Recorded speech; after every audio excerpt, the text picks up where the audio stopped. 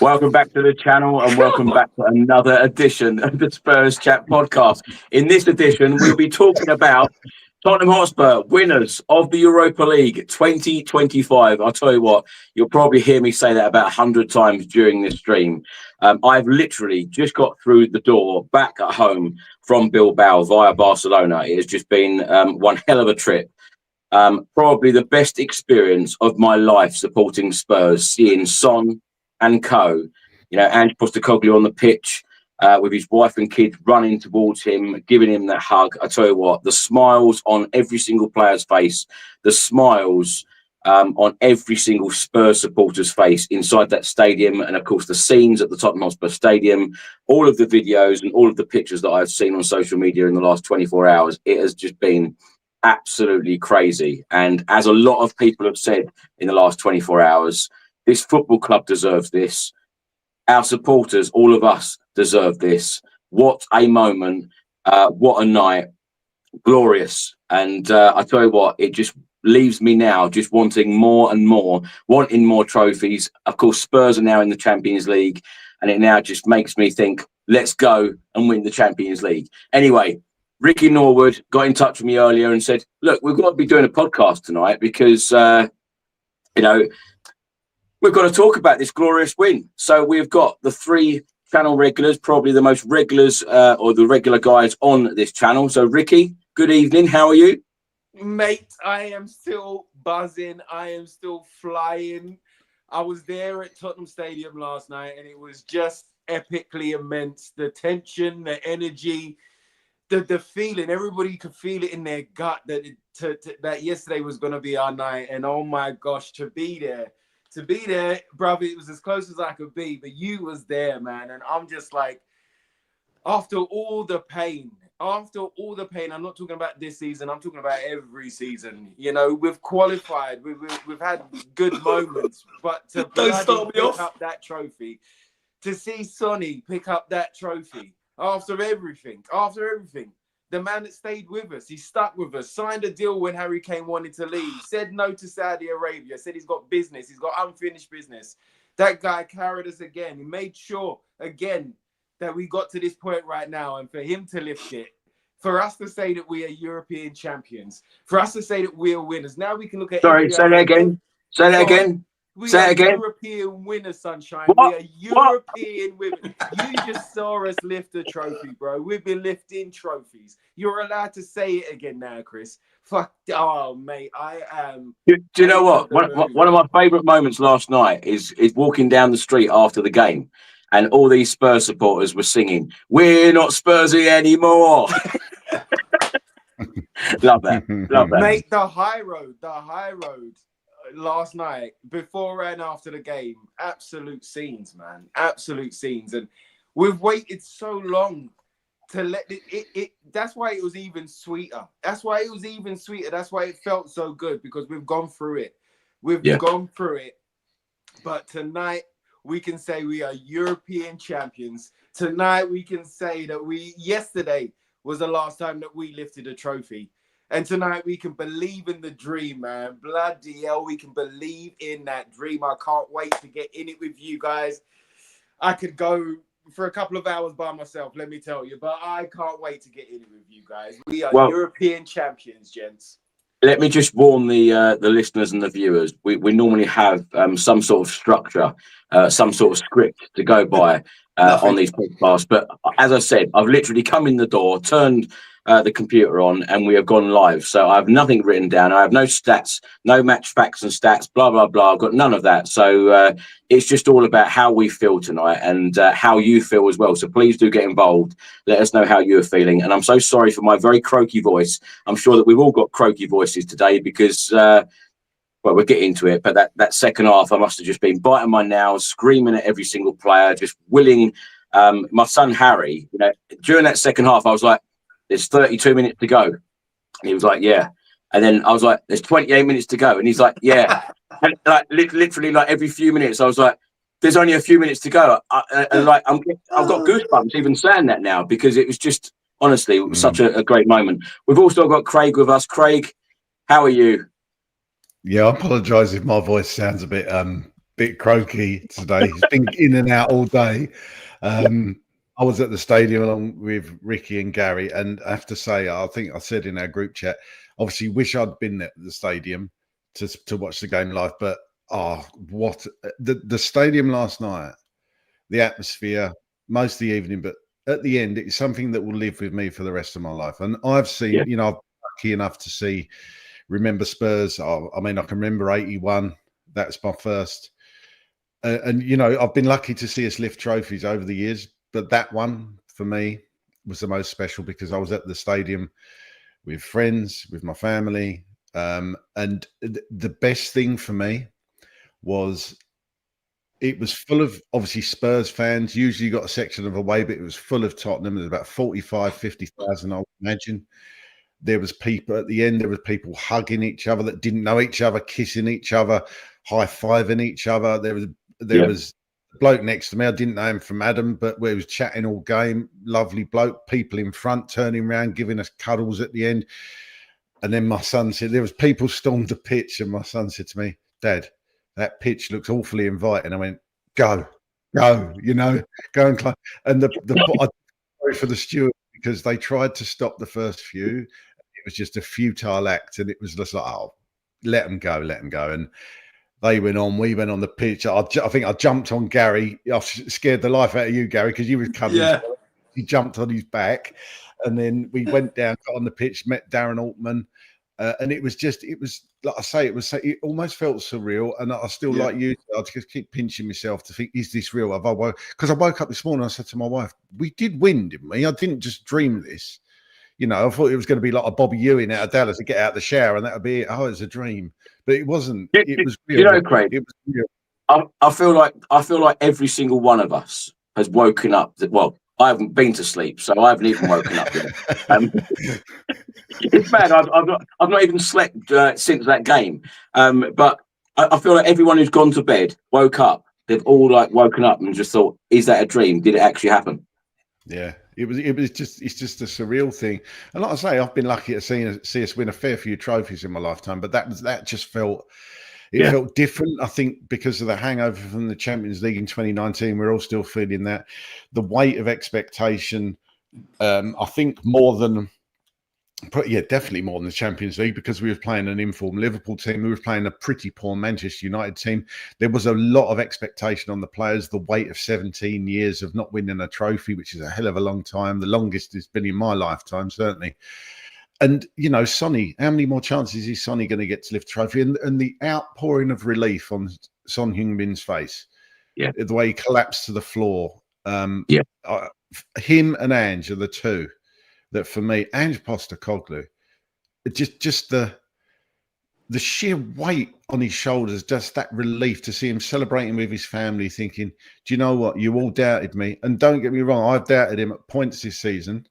I don't think I've ever come on here and said Ange out. And I know Ricky's always been Ange in, but I did doubt him at points in this season. But my God, what a brilliant evening for him. And whatever happens in the future, I don't think we're going to talk about the manager's future. It's not the right time to, but so pleased for Ange Postecoglou and Heung-min Son. Yeah, I don't usually win trophies in my second season. I always win trophies in my second season. I tell you what, I've been saying for the last couple of days, I really hope that Ange delivers this trophy because, you know, he's proved people wrong, you know, during his whole life, during all these clubs that he's been at. And it's remarkable, isn't it, that the fact that we went down that route of winning our managers, Antonio Conte, Jose Mourinho, and look at how many times all of you, and of course me, talk about Mauricio Pochettino, you know, the wonderful football that we played and getting into Champions League, etc., etc. But Ange has done what some of these guys just could not do and get us over the line. And I tell you what, it's just such a special time for us at the moment to enjoy it. And I know that, you know, I've read a lot of negative comments saying, oh, the game was awful. So bloody what? We have lifted that trophy. I don't care what the game was like. We've lifted that trophy. And as you said, Craig, to see Son and you and I in particular have spoken about it so often on this podcast over the years of saying that there's nothing we want to see more than Son, you know, parading a trophy down the high road, which of course is happening tomorrow. So really looking forward to that. I can't believe it, actually. We're nearly 11 minutes in and Gary hasn't even got a word in. So, Gary, how are you? That's absolutely fine, Chris. I'm still very, very in shock. I'm emotional. I'm tearing up. I was last night. I was today. For me, I'm so happy for Ange. I'm happy for Son, but I'm especially happy for you, Chris. You know, and also I'm happy for Ricky, Craig, all the fans. This podcast, Chris, I think we met originally maybe 5-6 years ago, and I think some things are meant to be. You know, the podcast. We've all become friends. We know everyone at the stadium, and you've got to hit rock bottom until you get that high. And you know, the Champions League final was awful. And I remember I went to the stadium for that. Obviously, you was out in Madrid, Chris. And I remember driving back with my son, who was in tears the whole way. And I said, "Look, son, the day will come. We'll come back to this stadium. We'll watch another final on the screens, and this time we'll win it." And Chris, you know, I said from the start we'll win this. But listen, being Tottenham and being Spursy, I'll get onto that word Spursy in a minute. There was still a part of me. On the way down there with the wife and kids, I had all the scarves tied out, had the flags on. I was thinking, what if we lose? What if we do lose? And I've got to go back to the car and take the flags and the scarves off. And the thought of us losing was just terrifying me, Chris. And for me, one of the most nerve-wracking thing for me was when they said 7 minutes injury time. Oh, when God, yeah. Chris, I was very quiet. It doesn't happen very often for me, but I couldn't catch a breath. I felt sick. I felt dizzy, and I was looking around, and all the fans were the same. Everyone was just like heads in their arms, their hands, panicking. And, you know, I'll touch on what Craig said, because I didn't wait to invade the pitch. I said to my wife, listen, if we win tonight, I'm going straight on the pitch. I said, we're not going to get a lifetime ban because there's no players there, right? So I knew. So I did think about it logically. But when I went on that pitch, Chris, for me, it was almost like I was looking at old videos and going back in time when you saw them times in the 60s and 70s, you know, double winning teams, the UEFA, and they stormed the pitch 84 against Adelaide. And I thought, we're in this moment and we're doing it. I remember looking around, Craig jumped on me, then me screaming for Darren, finding him. I don't think I've ever cried and been so emotional in my life. And I'm so happy that we're all friends and we all met and we all have the same thing in common, which is we love Tottenham Hotspur and we just wanted them to succeed. And Chris, I knew this day would come. I knew this day would come, and the fact that it's here and we're doing it, I still can't believe it. And I'm emotional, mate. I've been crying non-stop. I can't help it. I'm just so happy for everyone. I'm over the moon, mate. And tomorrow is the bloody parade. It's just crazy. It's mental, mate. I'm just buzzing. Gary, I said this because, of course, you from the very off have told us, you know, when we knew that we were going to be in the Europa League, you said to us, we are going to be winning the Europa League at the end of the season. And a lot of people said, no, we won't. But you've always stuck to your guns. You always thought that we'd go on to win it. And when I spoke earlier about everyone smiling, everyone being happy, you mentioned the tears there. It's so funny because I don't think anyone's ever heard me swear on this channel. And as soon as I pressed record, when the final whistle went, I just shouted, "We've effing done it!" And I must have repeated it about 10 times. Right? The video isn't out yet. The video isn't out yet, but the video won't actually come out because I was so emotional, I didn't press the bloody record button.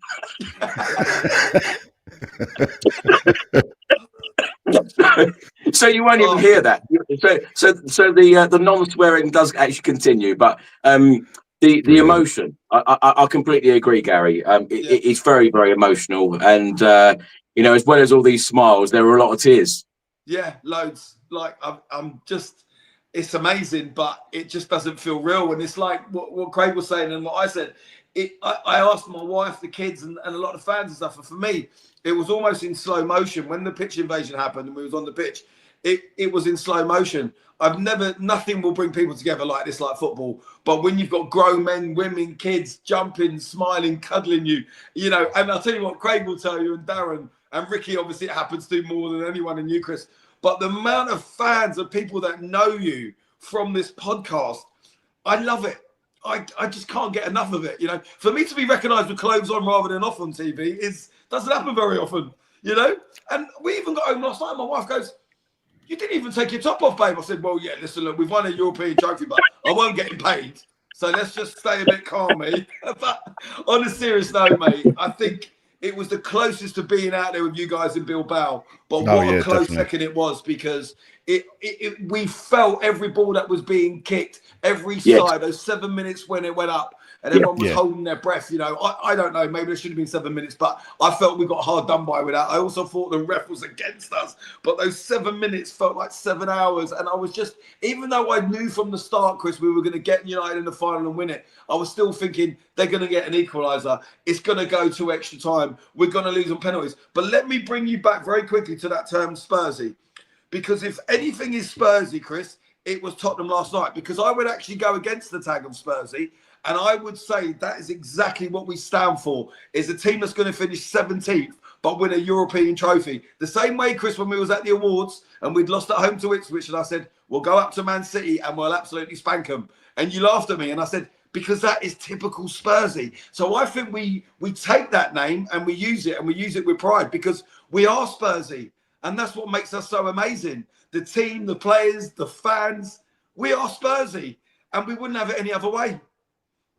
Do you know, talking about you running on the pitch, are you telling me that Mr. Craig Dearman didn't take his top off and start waving it around and doing knee slides by the corner flag? Because he tends to do that. He normally likes to go for a luminous green thong. But I didn't see that last night. It's strange. Maybe that's on the parade tomorrow.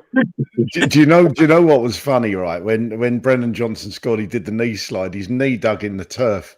And he just flipped over, didn't he? I thought, fuck, you could do yourself a lot of damage there, but thank Christ he didn't. Yeah. Ricky, Craig left his top on the pitch, but took his trousers off. So it's how you give it, really. We've had guests like that on recently. I've got the shovel. The shovel. Oh, don't even go there. William was messaging straight after the game saying, I've got my shovel ready. So, Big up William.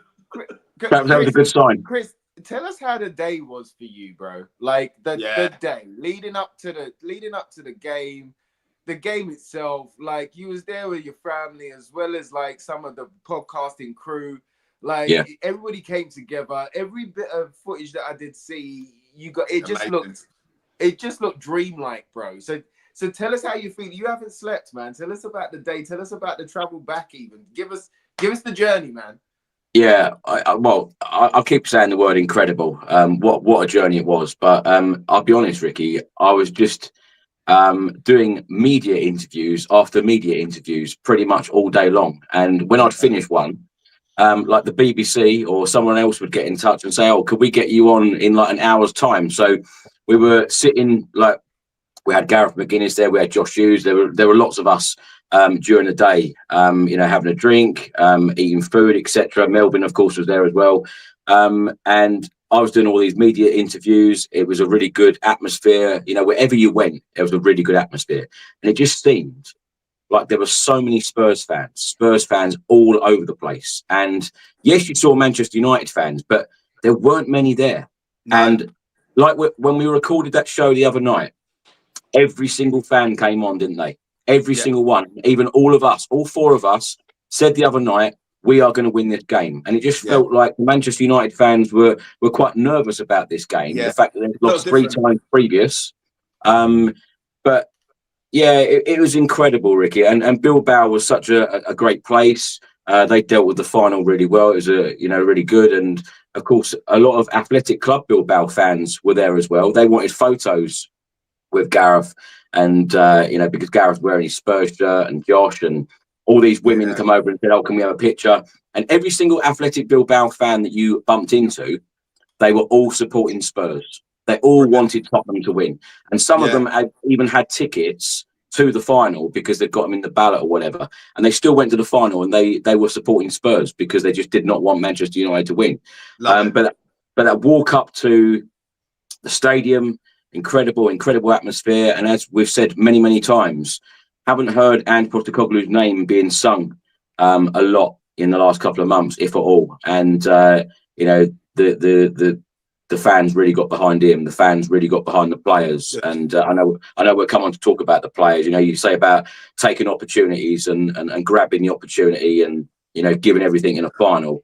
They've certainly done that. But Yeah, I'll probably go into a bit more detail somewhere along the line the next couple of days when I put other videos out. But honestly, Ricky, I can't speak highly enough of that trip. Really, really good. I got 2 planes there. I got 2 planes back. But someone like Jamie Kenner, of course, channel regular, and sadly I didn't get time to meet him, and didn't get time to meet a lot of people, but did bump into a lot of others. But someone like him, he went via a motorhome, 15 hours there, 15 hours back. People went by boat. People went, multiple trains, planes, you name it, anything to get to that game. They did it because Spurs fans wanted to witness this, and Tottenham, man, that's what we do, isn't it? Exactly, it was incredible. Like you think back to that Ren trip, 25 hours in the car with Gary. Yeah, could you imagine that? That was tough, and that was hard work. Chris, tell everyone about the story because I thought it was quite amusing when that one of the channels, one of the TV broadcasters wanted Gareth to do an interview. The Spanish. Oh, brilliant! Oh my god, it's so funny. So they asked my son Harry to go over. They got Josh Hughes over there, and Gareth went over. So Harry spoke, Josh then spoke, and then Gareth started speaking. And it was this Spanish channel. They were talking a little bit about Bilbao, local things, and then the football, obviously. And when Gareth started speaking, they interrupted him after about 10, 12 seconds and said, "No, could you speak in English, please?" Which all of us freaked up. Yeah, we were like, "No, it is in English, but you just might not understand him very well." Oh, bless Gareth. Honestly, there are some very, very funny moments from that trip. Probably some I can tell, probably some I can't. But it was a great Memories trip. But and moments, though, Chris. That's exactly. Like you guys have just said, Darren Altman. I spoke to you all earlier today on video calls, etc. But you, Gary, and Craig and Darren, of course, all met up with one another. And you never ever forget moments like this. You will never ever forget who you were with, where you were, and that feeling that you have. And do you know what? Every time I talk about all this sort of stuff, the goosebumps, like the emotion and the goosebumps, it's just, I want to feel like this all the time. Yeah, I really do, because the feeling, since that lift of the trophy, and we often speak about, oh, was it a dream? When you see Son, because I feel like I've dreamt this moment for a long, long time, and now it's a reality, and it's just, it is wonderful. Can I ask you, because maybe it's just because I haven't slept much the last few days as well, but do you know when I'm watching videos and pictures and everything of Son lifting it? In my mind, I'm still thinking it's like those AI generated things. I know.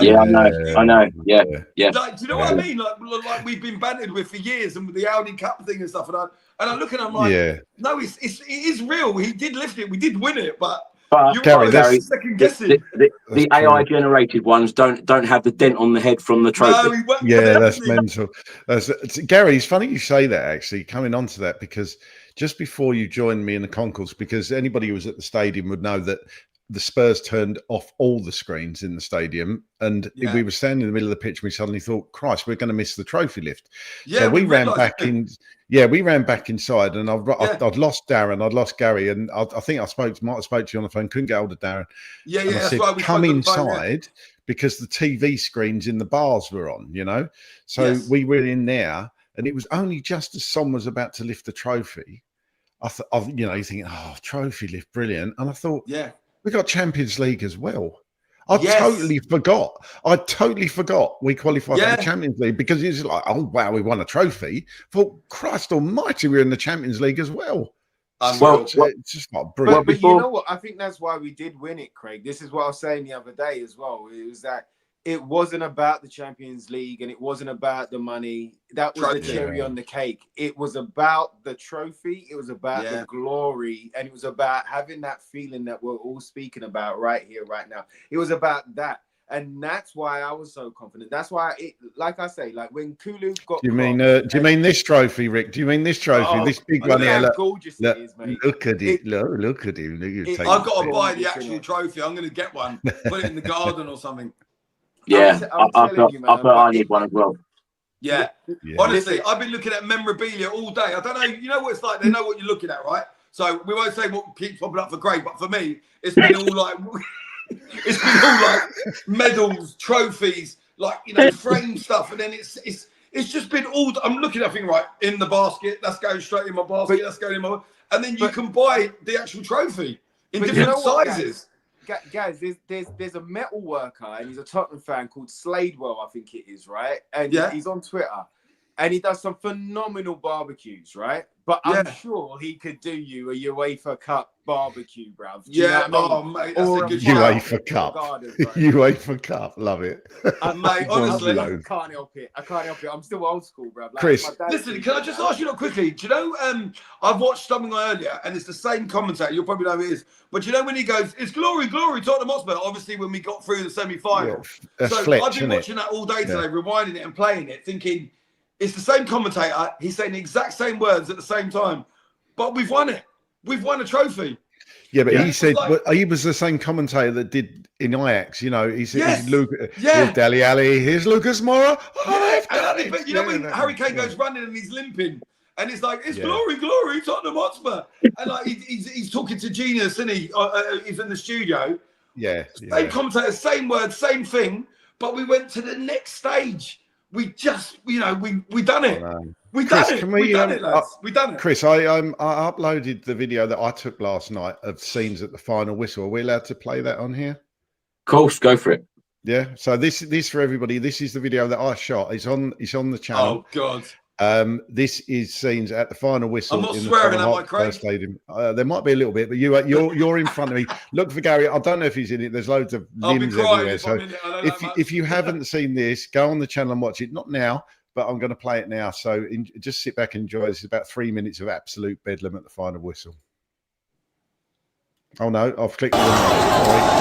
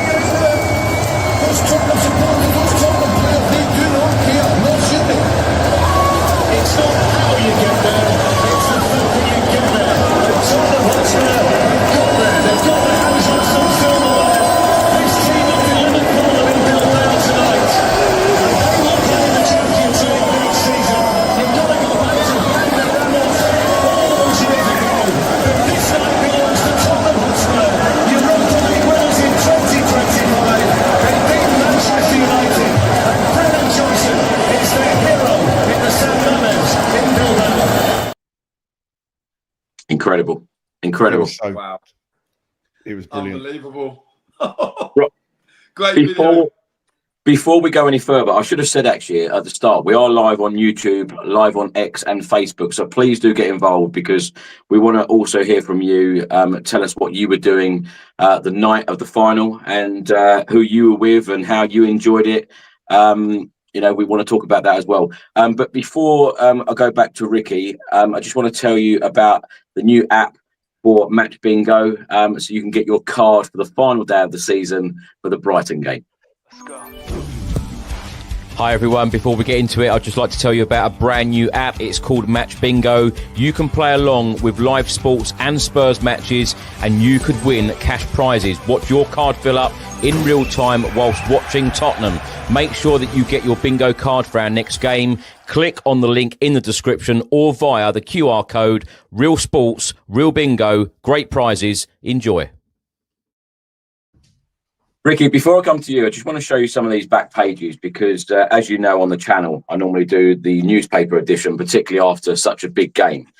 the Daily Mail. I absolutely love this. And the reason why I love these sorts of pictures is because we don't dominate the back pages enough, in my opinion, because normally when it's a game like this, had this have been a league game, this would all be about Manchester United, and this would all be about them losing. So the fact that it does say here on the back of the Daily Mail, glory, glory, Tottenham Hotspur, Spurs win first trophy for 17 years. Surely they can't sack Ange now. We'll talk about that in a second. The Sun newspaper, Deliveroo, love this picture because, Postecoglou, like I mentioned, just looks so happy. The smile on his face, the fact that he has delivered, kept up his record, which, as we said, top managers that have come through the door at Spurs have failed to win a trophy. Richarlison, I tell you, we'll talk a little bit about him shortly because I felt like it was the best performance from him in a Spurs shirt in this final.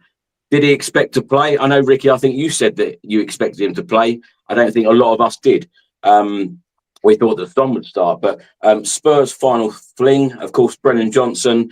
We'll talk about his goal as well, because originally I thought it was a Luke Shaw own goal, but they did actually credit Brennan Johnson with the goal. Silver lining, it says here, Solanke, Johnson and Richarlison. I tell you what, Richarlison loves the party. He knows how to party. He was straight in the crowd after the game as well, and I love to see those sorts of scenes. Mickey van der Ven also the same. And what about this for a picture? Heung-min Son, look at his face. I could show you all these pictures all day long, but on the back of the Times, glory, glory, Tottenham Hotspur. And when you see the players this happy, we want to see this all the time.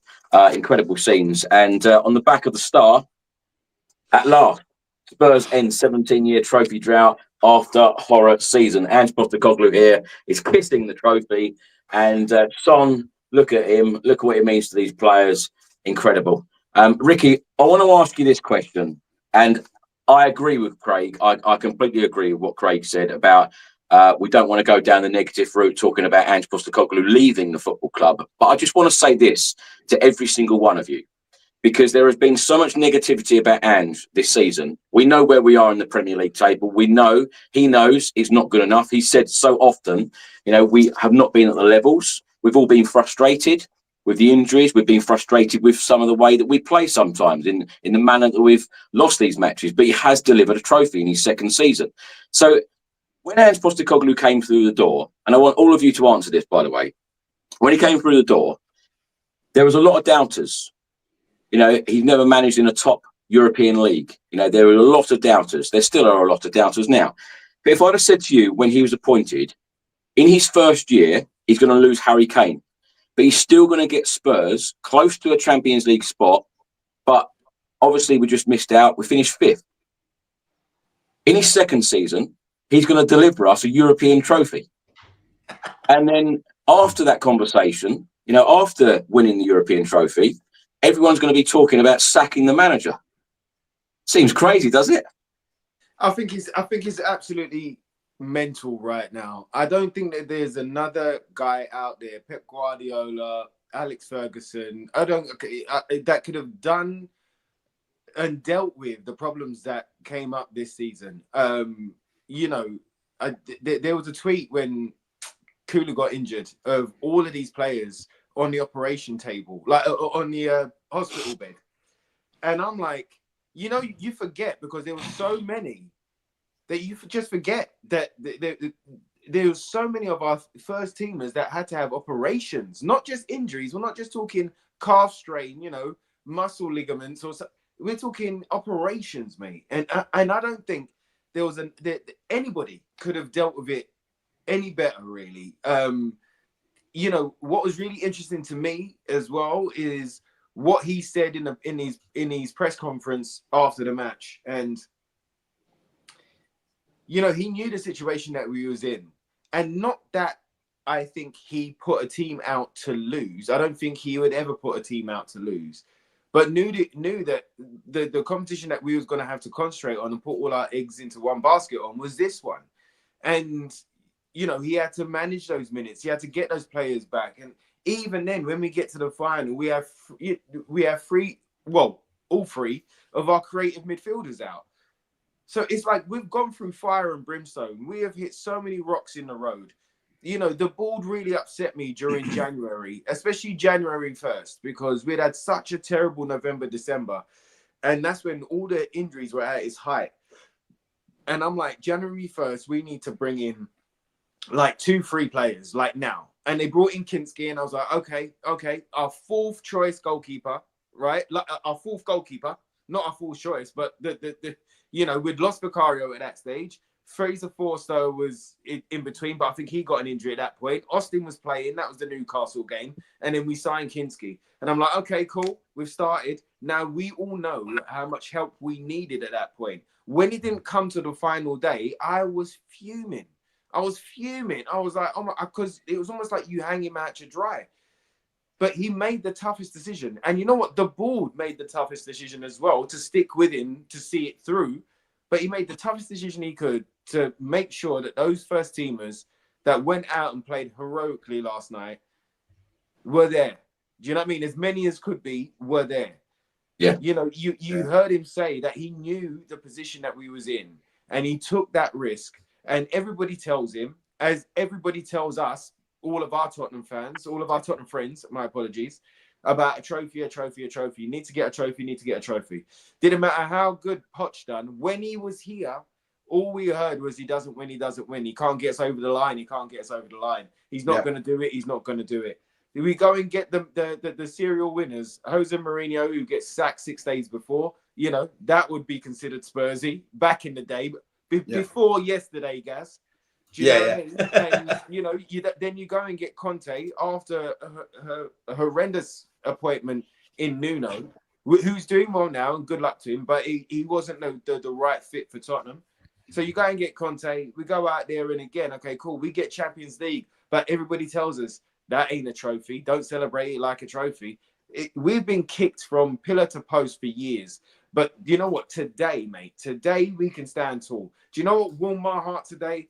My same godsons that were there at the stadium last night went into school in full kit, mate. They had their shirts on, they had their tracksuit bottoms on, they had their shirt, they had their bag, and they could walk in. And you know what my brother Darren said to me? He goes to me, you know what? Like, think about it. Back in our day, bruv, like, we never got to do that. Like, we never got to walk into school feeling that pride and feeling that thing, like, and what? Like, what? Say something. Tell me something about my team. Tell me something about my team. Say something now to all of them. Do you know what I mean? And I never got that. And he never got that. But you know what? His son's got it today. And that, it's things like that, mate. It's things like that. So you look at everything, right? You look at everything.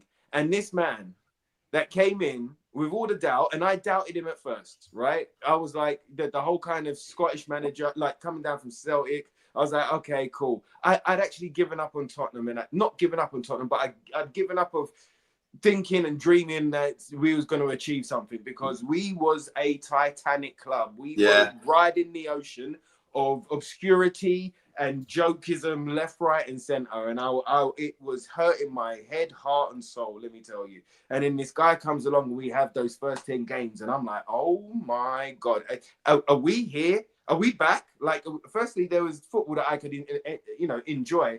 And then secondly, like, we were moving forward, and we was unbeaten, and there was all these things going on. And then obviously we've had the journey up until now, but the man, this is what I was talking about. When people were asking me every single podcast or every tweet or whatever, like, so after every loss, so you still Ange? You still Ange? Yes, because I dreamt of this. I dreamt that he would get here, bro. And I saw it, and I couldn't explain it because the evidence wasn't there to support it through the league. But I just knew it. I could just feel it. And I'm just like, I'm ecstatic that he went and done that. And you know what? Like, look at something for a second. I know we'll break it down, but look at something for a second. First season, like you said there, Harry Kane and whoever else left, and they go on to win again, right? End of the season gets rubbed in our face again. Emerson, Royal, whoever left went and won something, right? Yeah. All right. And it goes through Nuno, like the lot. There was so many that got it, that we got it with, right? And we go, all right, and cool. But we start to get this rebuild, we start this rebuild off. Then we go and get all the youngsters this year. And who we nailed his colours to the mast with the manager. When they said, "Are you happy?" He said yes, and he's waxed lyrical about Bergvall and Gray many a times over this season, and you can tell how much that they wanted him to come in. And like you go through all of the madness, and I just look and go, why would you finish it now? Why would you cut it off now? Why would you tell him, go on about your business and let's start this rebuild again? Let's start again with another manager, with another philosophy, with another idea. You've seen that he's been conscious enough to use minutes and to get the first team ready for this competition, because glory was the thing. The trophy was the thing that mattered the most. And it got us all the cherries on the cake as well. It got us those as well. But it was a thing that mattered the most. And he made it happen. Chris, how many times, mate? How many times have you wished that Mourinho or the boys took the Europa League serious? Or do you know what I mean? How many times have we been here? Conference League or whatever it was. Do you know? Nobody really cared when we got dashed out of that for COVID. But look, but we've been here so many times, and this manager said, "No, we're going to do it," and he done it. Bloody hell, he done it. Now, why would you not take that forward? Those boys all of them played for him all season. They've been playing for him. They've stuck by his side all season. The players that he's brought in, half of them players that came in, including Tell, if you can't remember further back than 6 months, including Tell, were not coming to Tottenham before they spoke to Ange. Vicario, Maddison, the lot of them, whoever spoke to Ange, it was when they heard his voice and his vision and how we were going to move forward and be successful. It was after listening to him, right? Not Gabbiadini, not any, not Levy, not any Langer, not anyone else. After speaking to him, they said, "Yeah, I want to come to Tottenham because I believe in this man." And you know what? He repaid their belief. You saw the character that he recruits, right? You saw it last night. You've seen it through this campaign. And yes, the league was dismal, but those boys still went out and tried to give their best. Do you know what I mean? They didn't go out there to lose it. We ended up losing it. But why would you not give him a proper summer to fill those gaps that you started the season with? We've got a year on of all of these youngsters that are now matured and are now winners. You've got a squad we've got a good foundation of a squad being built there that have switched the energy, boys, that have switched the energy. No more are we the joke. No more are we trophyless. No more can they talk about our trophy cabinet. No more can they use Spursy in the context that it was used in before. No more. And having that inside of you and playing the game, watch how they play against Brighton. They're going to be pissed out of their nut. But watch how they play against Brighton. Watch how they play. It's a different feeling, bro. And once they go into next season with that, and they can encourage the players, whoever wants to come. Imagine if a player's got to choose between Man United and Tottenham right now. Who are they choosing? Yeah. Right? Yeah. Let's not get into it. Let's not get into it. It changes everything. And that's why I put it out there from the start. We're breaking the curse on the 21st. And we bloody well broke it, man. We bloody well broke it. I don't know what the question was. It certainly felt different, and as I said the other night when we recorded that very long fan show, all of us said that we were confident that Spurs were going to get this job done, because we do play differently in the Europa League. We played very differently in the Europa League to the Premier League, and I suppose that's another question that I'll ask you guys in a second. Would you like to see Spurs play more like the Europa League side in the Premier League? Is that sustainable to do that over the course of a season? Because of course we don't like our league position, but of course, as we've all kept saying, we love this feeling. We love to be lifting European trophies like this. Son, and we've never felt, sorry, I'm so sorry, you can crack on, but we've never felt this good about finishing fourth or third. I agree. Exactly, Ricky. A very good point. A very, very good point. And how many people have come on here? And I know Gary said this on a number of occasions as well. A number of fans have come on this channel. We all speak to Spurs fans every day, and the amount of people who have said, "I'd rather finish mid-table or down the league." If we want to, if we won a trophy, and it's reality. It's happened, and how good do we feel? Exactly, the Europa League. I said it. Yeah. I'll take 17th in the Europa League. And that's what it will be. Because guess what? We're not going to beat Brighton on Sunday, but guess what? I don't care. Yeah. I don't care. It doesn't matter. I don't care if we lose to Brighton. I don't care. I'm just looking forward to seeing Son, all the players, trophy. It's a nice little day out. You know? Yeah. Who cares? Son on his first trophy, and I'm absolutely delighted for him, by the way, and of course Ben Davies, because they've been at the club for over 10 years, and see them two lift a trophy is wonderful. He just said, "Let's say I'm a legend now at Spurs because he's won the trophy." BBC Sport have just stated that they're giving Ange Postecoglou a £2 million bonus for winning the Europa League. Craig, before I come to you on that question about Ange. I've just seen in the chat, there's a number of Spurs fans in the chat right now saying that, can I get rid of the Arsenal fans that are in here? No, leave them in. I'm going to leave them in, exactly, Gary. Yeah, because brilliant. I love reading them, Chris. I'm loving it. Champions of Europe. You're having problems getting to European finals and lifting European trophies. So you're very welcome here to hear us talk about our European victory. So very welcome. Thank you for subscribing and thank you for being here. Craig, so on that point that I raised, and I don't want to talk about this for too long because I don't want this to be negative in any way, shape or form. We've got a lot to get through. But very simply, if I said to you, when Ange come in the door, he's going to finish 5th in the Premier League in his first season, deliver Europa League success in his second season, would you have been surprised that then people are going, oh no, we need a change? Because it's very fair to say all of us at some point, probably less Ricky, have really criticised Ange Postecoglou, and at some point, a lot of us have really gone in hard on Ange Postecoglou and said this isn't working. Spurs need a change, and then of course, he and the team make us feel like that last night. Not me. Don't worry, Gary. You'll get your turn. No, I'm just saying. I never ever once said I wanted Ange out. Never. And neither have I. But I have been very critical of Ange, and I feel like I was even more critical after that Fulham game because of the amount of changes that we were making and the way that we play in the Premier League. But as I say, I don't want to go down that negative road on this podcast because this is a very cheery one. And, it's not every day we're talking about trophy wins, particularly in Europe. Well, we can have a balance. There's nothing wrong with that, is there? That's right. So, very, very, very simply, Craig, fifth in the Premier League, a European success in the second. Would you expect Ange to be there next season? Yeah, it's a really, really interesting question. And looking at this, if you're talking about it just by the facts you've given me, if that's all you had to go on and you think, they're even talking about sacking the manager, you think, what, really? Club that hasn't won a trophy in 17 years, that finished 5th and then wins a trophy in the next season? Yeah, that's crazy. But obviously the context is that the Premier League this season has been diabolical. But like you say, do you weigh it up? We've said on here, Gary was on, Ricky was on podcast, I was on, exactly as you said. Would you take, I think, in fact, you asked the question before, would you finish 7th? I think you probably said bottom half in Euro. I don't think any of us thought genuinely we'd finish 17th. No. Yeah, but the question still remains, would you finish bottom half of the Premier League with a trophy? Everybody said yes.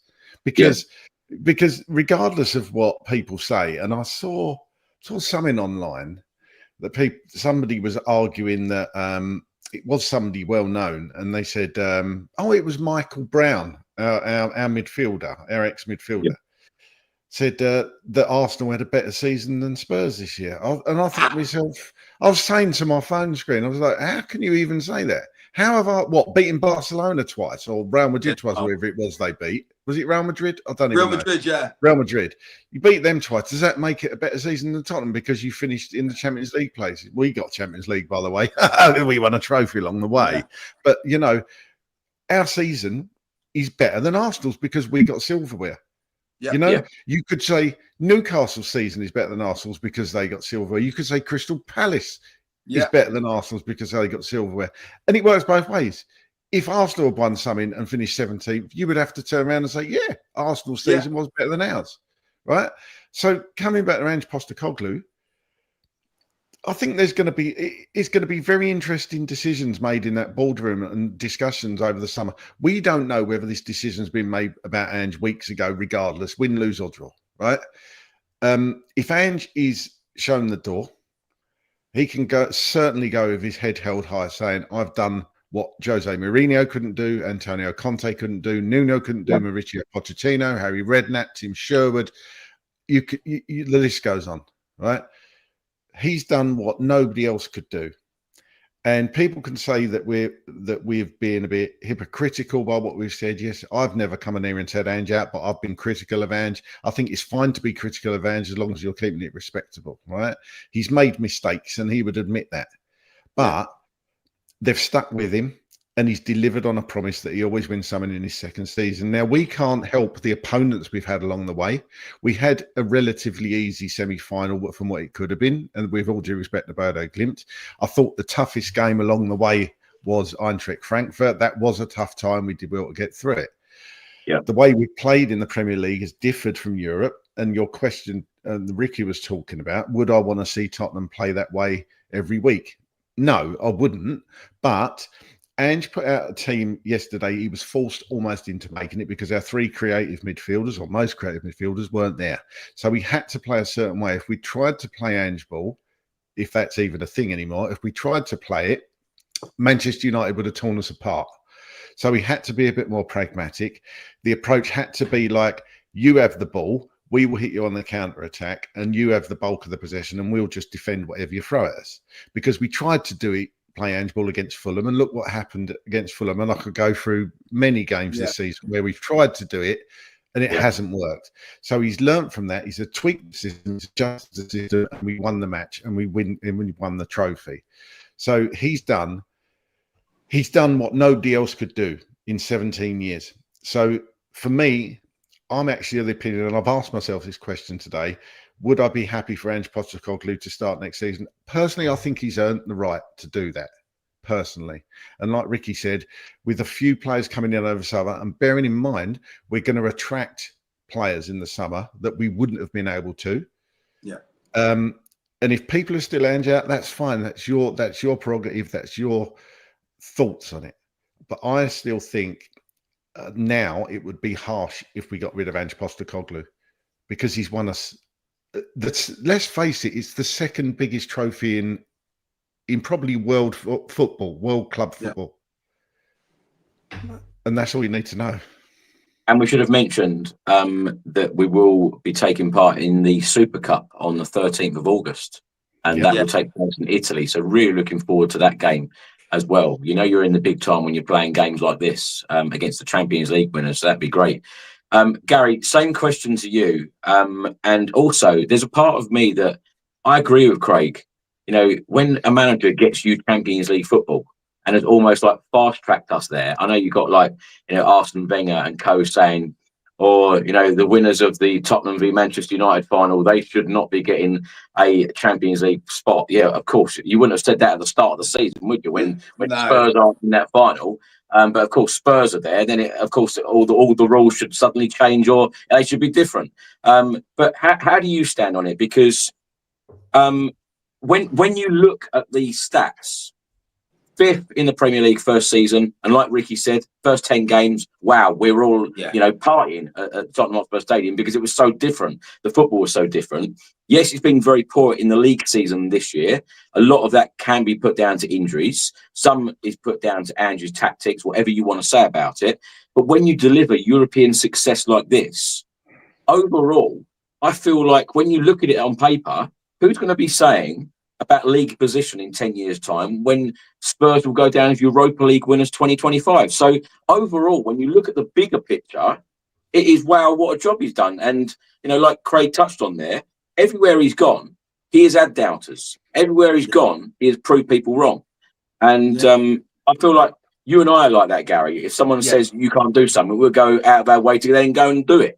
Exactly that, you know, and that's why I'm so pleased for him. But ultimately, Chris, like, you know, football and this and being fans is about the glory and is about trophies. And, you know, there's been many seasons we've finished 4th and we've come 3rd. And, you know, like his first season, you know, we got 5th and got European football. Let's not forget that. We still got European football. But nothing will ever compare and may not ever compare again to last night, you know, and tomorrow. You know, at the parade, you know, that's what it's about. I mean, me personally, he's got to start next season, you know, even if the club give him 6 months or whatever, but he's earned the right to start. And I'm just so happy for him. And I just think to myself, you know, no one remembers third place, second place, fourth place. You know, we were doing it year in, year out. And I remember I was on the last game of the season. I can't remember where we were, but we got a big, massive win. I was on the podcast and I was happy and I was celebrating. We got fourth and it was good. You know, and I can't remember. We was away to someone because it was Norwich. Norwich. Right, that was the one. And there's friends and there's fans and everything. Everyone's happy and everything else like that. Chris, yesterday, last night, the last few days at the Tottenham Stadium in Bilbao, the parade tomorrow is life-changing. This is life-changing. This is what making you not sleep for days on. This is biting your nails out. This is Craig jumping on my shoulders. This is like tears. You know, this is emotional. This is me like going through tissue, trying to hold it back. This is what trophies and the glory does. And don't be fooled, Chris, and I know you're not, but these people turning around, Arsenal fans in particular, saying, oh yeah, but you know, it's a second meal trophy and you know, it's not really a good system and you don't have anyone else, but doesn't matter, mate. You know, we're European, UEFA Cup Winners' Cup, bloody whatever you want to call it. We've won it. You know, and I want to touch on one thing very quickly. Hold on. I would have thought because we've won. Hold on a minute. I would have thought because we've won the competition, you'll get the title of it right. Europa Cup winners. But you know, I was going to say this. I mean, obviously your chat has gone mad, right? And YouTube's gone mad with all of the normal like channels and stuff we know, and they're absolutely. Sorry, Gary. Can I just say on that point, right? I've just looked. Since the game, this channel has had 2.5 million views since the game. Wow. It's unbelievable. But you know what I will say, Chris? What I will say is I've found, and I'm going to big them up for this because I know you don't like them as a team and a fan base and stuff like that. But I'm going to say this, and I'm going to say I've been very, very surprised before we won it and after we won it with a lot of Chelsea fans because you know what? They've been really, really good and they were happy for us. And I've had a lot of positives. All of the negatives have come from Arsenal fans, you know. And it makes you wonder, it makes you think, are they slightly envious and a bit bothered and jealous, whereas Chelsea fans have won a lot of stuff and they're kind of a little bit more kind of happy with who they are as a club. Like we're happy who we are with a club because what's it been, 24 hours since we won a trophy? What Gary isn't telling you is that when he was speaking to these Chelsea fans, they were actually at the urinal. And when they had a quick look, they was like, I'm not going to argue. I'm not going to argue. No, well done, mate. No, well done. Well done. Yeah, just for context. I've got to say though, before, during, and after the game, the amount of text messages and the amount of messages on social media, etc., to me personally, from Liverpool fans, Wolves fans, Newcastle fans, you name it, you name whatever club they support. Apart from Manchester United, obviously, they all wished us luck. They all said congratulations. It's been really, really nice. It's been a really nice feel to have that football community actually congratulate us rather than banter us like we always get that banter. Gary, before we move on, so to talk about Ange, you'd like to see him stay in the job and start the season, a third season, because Ange has even come out and said, my time at Spurs isn't complete yet. Yeah, very much so. And I think we need to remember as well, he also got to a semi-final for Carabao Cup, you know, albeit, okay, we didn't win it, we didn't get to the final, but, you know, it's still an achievement. We had a lot of injuries. He got into a semi-final, he got to a final and won. And Chris, I mentioned this before, you know, I said it wasn't a bad thing going out to Villa, and it's not a bad thing that, you know, we weren't giving it all in the Premier League, because I think, you know, we'd have got more injuries and we maybe might not have got over the line. So, you know, I did notice in his press conference after it, he actually came out and said, look, we've not been good enough in the league. I think before that, Chris, a lot of fans, I think, were like, oh, Ange is delusional. I don't think it was that. I think Ange was protecting the players. Yeah. Right? He was protecting them until we won the Europa League. And then yesterday, he got it off his chest and he said, look, it's not been good enough in the Premier League. It's not been good enough for a long while. But this is where we are. We won a trophy. And I think he was able to let that out. And I think before that, he was just protecting the players. And I'm adamant that's what it was. And that's why I had no concerns with our Premier League performances, losing games week in, week out, because I knew once it got to the Europa League, we would do the business and turn it on. So I'm just so happy. I'm still in shock. I'm like, it's just absolutely mental. You know, Tottenham Hotspur, you know, we've won. I mean, I think the first time was what, 72, then 84, and now 2025. I mean, it doesn't feel real. It really does not feel real. And I think it's going to be, do you know what? With Bilbao and with the stadium yesterday, I think that tomorrow is going to top it. I think that's going to be better than Bilbao and the stadium yesterday. I genuinely do think that, you know? Yeah, it'll be amazing. And if anyone does see, you know, all four of us will be there, and some of the other podcast regulars. So if you do see us, come and say hello. Yeah, please do. Yeah. I love it. I love when they come up and recognise you from the podcast. I love that. You're really positive. You're hyper. Where's Ricky? Where's Craig? Is Chris here? Oh no, of course he's not here. Chris is in Bilbao, isn't he? He goes everywhere. I'm like, yeah, but I love it. Brilliant. Chris, people watching the channel, I saw a couple of people mention him earlier, actually. Yeah. Person that's been on a fair few has got a lot of love on this channel. Ali Ross, friend of mine, Scottish fella, Celtic fan, messaged me. He just messaged me saying, great show, he's watching. And he said, you sent me a message last night, and it was, I can't remember the exact words. It was something like, told you. Basically, because Ali told us when Ange was appointed 2 years ago that he would bring silverware, and he has. Great. So, do you know what? There is nothing more than I love the fact that when someone is doubted, and I am like this. If someone doubts me and says I can't do something, I will go out of my way to prove them wrong.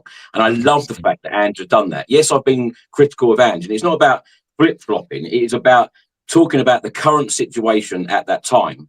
But I've always wanted every single manager to be successful at the football club. And I tell you what, for Ange, you know, whatever happens in the future, whether he stays or he does go, he can hold his head up high in lifting the Europa League trophy for us. Because, you know, you mentioned about like the managers that we've had in the last 17 years. What about the last 41 years of European football? All those European games that we've failed to, you know, get over the line and lift that trophy. 84. It's incredible. Just quickly, did everyone like Maddison doing a John Terry? That was so funny. What?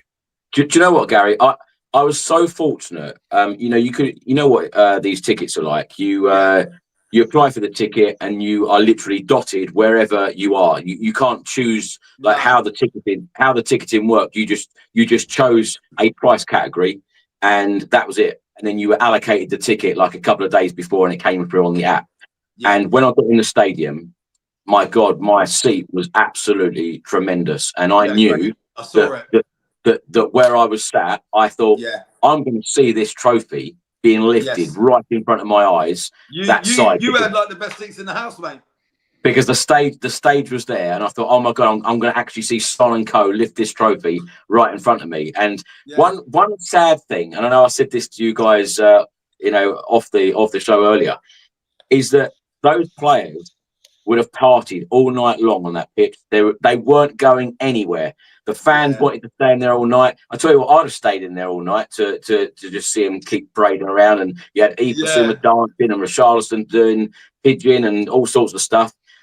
Mickey van der Ven going in the crowd. But everyone wanted to stay on that pitch, and the stewards just slowly crammed them in, so they eventually went back into the dressing room, where of course they had another party. But it was brilliant. I don't know whether you guys saw on TV also that Daniel Levy was down there, so he shook hands with all the Manchester United players, and he gave Ange a big hug. And that was a really nice moment, because of course, you know, it means so much to the football club being back into the Champions League, which of course we haven't really even spoken about yet. But keep forgetting about that. Yeah. Incredible. Back in Champions League. Cannot wait. It was either going to be no European football or Champions League back in the big time. Cannot wait for that Champions League music again. Yeah. Can I tell you, just to whet your appetite, everybody, these are the teams that have already qualified for the Champions League or near there or thereabouts, right? So we obviously got the winners of the Champions League, which will be decided, I think it's the next weekend, isn't it? Yeah. So I can't even remember who's in the final. It's not the most important one, let's face it, but you know. So we've got Tottenham, Liverpool, Arsenal, possibly Newcastle, possibly Chelsea, Napoli, Inter, Atalanta, possibly Juventus, Barcelona, Real Madrid, Atletico Madrid, Athletic Club, Bayern Munich, Bayer Leverkusen, Eintracht Frankfurt, Borussia Dortmund, Paris Saint-Germain, Marseille, Monaco, PSV, Ajax, Sporting, Union Saint Gillois, whoever they are, Galatasaray, Slavia Prague, to name but a few. And that's the sort of opposition we're going to be facing next year. Wow. How good is that? How good is that? Amazing. Let's get some more players in. Gary, I've noticed next to your name, you've got your name there, and then you've got 2 trophies. Is that we're going to win the Super Cup as well? Yeah, the trophies are coming. They're all coming now. It's unreal. It's started now. I said to Gary and I spoke earlier on the phone, and he said, "What's your slogan going to be now?" Because you used to say the trophies are coming. So I said, "More trophies are coming." That's what it's going to be. That's exactly More trophies are coming. Did you see, just very quickly, going back to the Maddison thing, did you see John Terry's waspy response, though, on Instagram? Yeah, I saw it. He really obviously got to him, that did. Yeah, but you wouldn't expect anything else from John Terry, would you? Do you know what I mean? No. Do you know, I think one of you mentioned it earlier, and I thought it was absolutely brilliant the way that the club dealt with that in terms of putting everyone on the plane, the young players that have really played a part. And I feel like that's really important to say, because we've spoken about opportunities, week in, week out, about players coming in. And whenever those young players got any opportunity in the Europa League, they certainly grabbed it this season and did extremely well. So it was lovely to see all of them on the plane. It was lovely to see all of them enjoying the moment, especially when we won the trophy, and then all of the friends and family of the players then came on. Yeah, brilliant. Didn't they run out of medals? Weren't there enough medals for the players and the staff? Yeah. But even people like Timo Werner were there. And the injured players like Maddison, who you mentioned, and Dragushin and all of those. But it was really, really good, the fact that everyone was there celebrating. And that's what it's all about, of being together. Instead of leaving people at home, which would have been wrong in my opinion. The most important person that was there was you. It's the most important one. It was amazing. Absolutely brilliant. But we done it properly. We done it properly. Ange made sure we done it properly. We got there a couple of days early. They all got that's right. the hotel. They got to eat, drink, sleep in the same place. Get all of that thing. There was the barbecue that they had, which no lasagna. United's opened up, but we had a barbecue before we left. Brought everybody. They done it right, man. They done everything right, taking everybody out there. And it was me. I was speaking to you, I think, the night that you got there, bro. The night that you got into Spain, we were speaking at on FaceTime until 1:00 in the morning. Yeah. And but you look at that Elfsborg game, yeah. I mean, Hoffenheim for me, the fact that I was a part of it this much, and the fact that I could see that game and be there and say that I was there. You couldn't even get back in your hotel. What did you do? Right. So even to have those stories, right? I'm going to have those stories for 20, 30, 50, 100 years. I'm going to give these stories to my kids, right? And for you guys to be there, experience it, feel the vibe. It's such a special thing. This guy has given us the dream, and he delivered on it. He delivered. Do you know what? Do you know what, Ricky? Lads, I mean, I don't know if you guys are prepared for this, but tomorrow is going to be unbelievable. It's going to be literally life-changing. I can't wait. I can't wait to, after this show, to jump back in the WhatsApp messages and figure out what time we meeting, where we meeting, what we're drinking, who's got what. Do you know what I mean? Right? Because I'm going to be on your shoulders tomorrow, guys. Yeah, man. I'm up for that. We'll all be jumping on your back. Yeah. It's funny though, because like Ricky said there, most people are asleep at 3 a.m. and there's me and Ricky Norwood texting each other and voice noting each other at 3 a.m. talking about Spurs. But look at that game, though. We were doing that, and that's what it done to us. We couldn't sleep, all of us. I think it was the whole week. I feel like we've got 2-3 hours a night. Listen, let me just say as well, because obviously all the people on the chat and the players haven't even seen it, but Craig's video that he made the day of the final. I mean, I reckon that video got leaked in the dressing room before they took to the pitch, because the way they played, I reckon they watched your motivational video, Craig, because that was like gladiators, wasn't it? Mate, I watched that about 10 times. It was brilliant. Do you know what? I was quite proud of it. But It was amazing. The funny thing was, Chris messaged about 1 a.m. Went, Craig, I saw you've done the video. I haven't watched it. I'm sure it's good. Because he was 3 sheets to the wind by that point. Typical Chris Carlin response saying, "You right, Craig? Yeah, really tired. Sure, the video's great. Cheers, mate. Catch up tomorrow." No, what I did actually say to Craig is something along the lines of, Craig, I've seen what you've done, but because Craig was asking me all these questions, and I said, really, now is not the time to be asking me all these serious questions. I can't answer these right now because we were drinking. So, Craig, I honestly, generally, Craig, I think you need to make that public. That I think the fans need to see that video, because that video, mate, I showed it to Victoria and she was like, "Did he make that himself?" And I went, "Yeah." She went, "Oh my God." And I went, "I know, it's actually unbelievable. It was unbelievable, man." Thank you. Do you know, actually, when you said, Ricky, about what did we get up to, etc., the night before the game, there were so many Spurs fans on the streets just singing, and the Dele Alli song, everyone just seemed so up for that song. And I feel like that's probably why my throat is so bad, because that night we were just singing all night long, and it was such a wonderful atmosphere, all round, throughout. So yeah, brilliant. Ricky, let's stay with you and talk about the game itself, because of course Spurs won, Manchester United 0. Brennan Johnson was credited with the goal after 42 minutes. Of course, it was played in Bilbao in front of 49,224. Now, the lineup that Ange went with: Vicario, Pedro Porro, Romero, Van der Ven, Udogie, Bentancur, Basuma, Sarr, Johnson, Richarlison and Solanke. Now, I've got to say that when we done the fan show the other day, the majority of people thought that Son would play.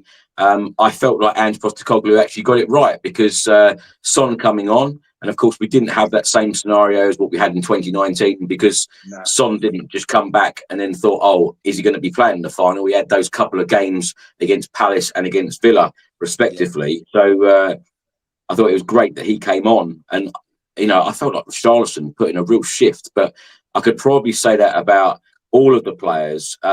This isn't a podcast where we're going to go through match instance, because I've got to admit I wasn't writing any notes, and we didn't even know that we'd be doing this tonight. So we're going to go down that line. But I'll tell you one favourite moment of mine from the game as well is Romero and Maguire. Oh, brilliant. Romero certainly put Maguire in his place a couple of times, and Maguire certainly got annoyed with it, which I found very, very funny. Now, subs in the game that Ange made, Son coming on in the 67th minute for Richarlison. In the 79th minute, he was shoring up the defence. Danso coming on for Brennan Johnson. And then right at the end of the game, in the 90th minute, Gray coming on for Sarr and Spence coming on for Udogie.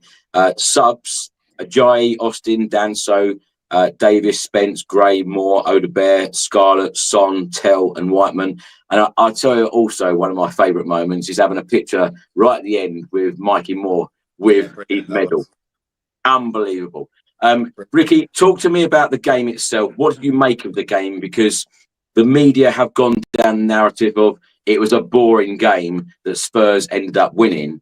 We didn't have that many chances, did we, in the end? But we got the job done. It wasn't about, and you know what? We always knew. It doesn't matter. We could have gone out there and played like Brazil. We still would have got slagged off. We would have been, well, it was a very poor Man United side, and the grass was 2 inches thicker than it normally was, so they couldn't really play there. It doesn't matter. Forget what it means to people that write about it and people that speak about it that have no affinity or affection for Tottenham Hotspur. Listen to Chris, listen to Craig, listen to Gaz, listen to every Spurs fan ask them what it meant to them, and then listen to them. Take what they say forward. Don't listen to the narrative that people want to spin, because we knew it. And that's another reason why I love Ange, because he's called it out. He called it out just before.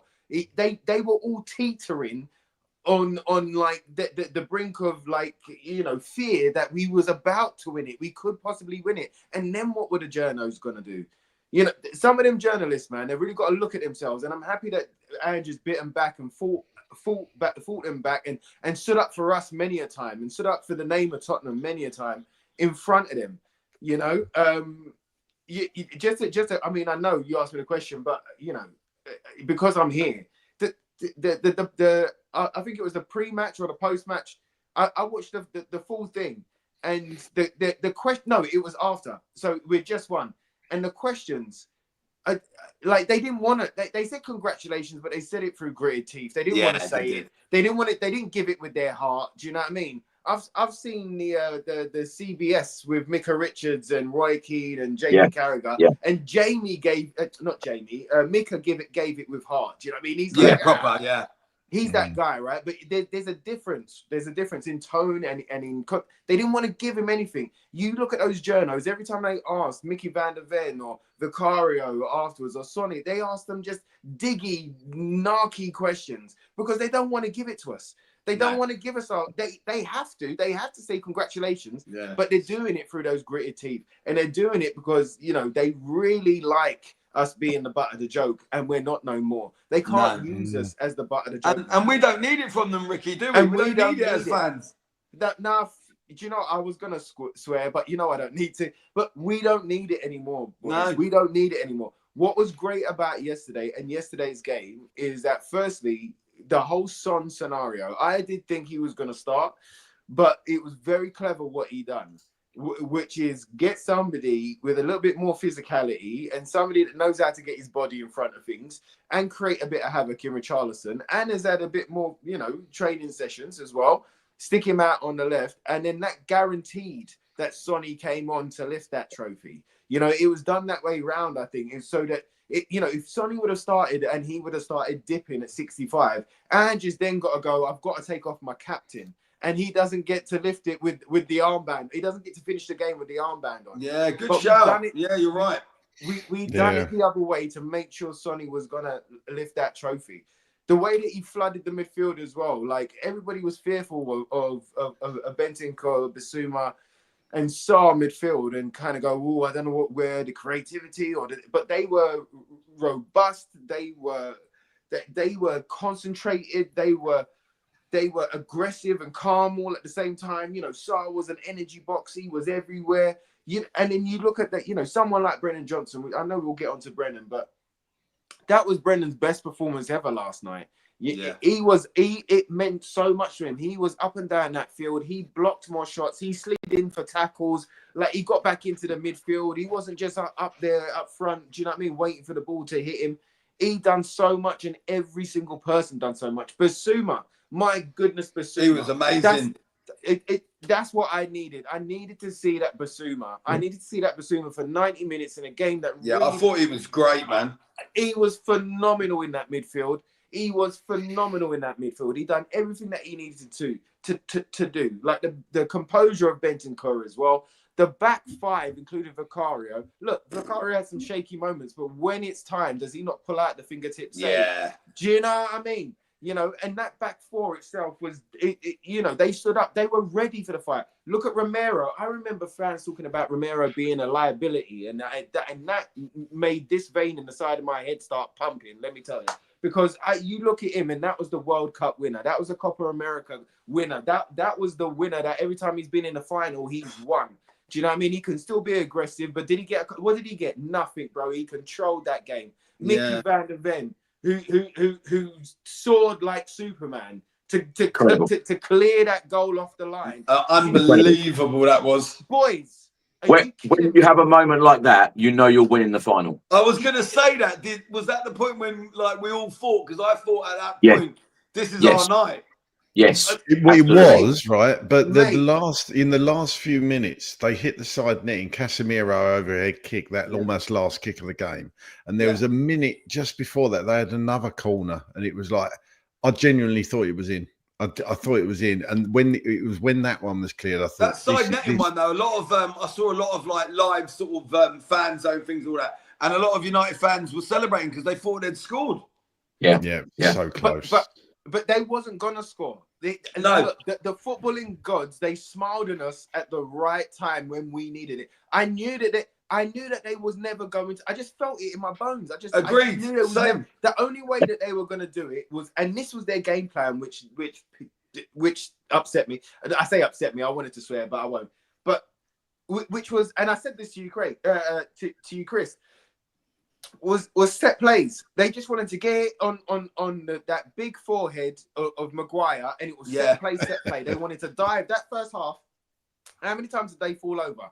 And like you said, one of you said about the referee just kept giving it, and I'm like, oh, here we go. Yeah, the ref was not on our side, was he, in that game, man? It was a tough one. What's Lindelof doing getting booked? Seriously, a player that shouldn't even be there.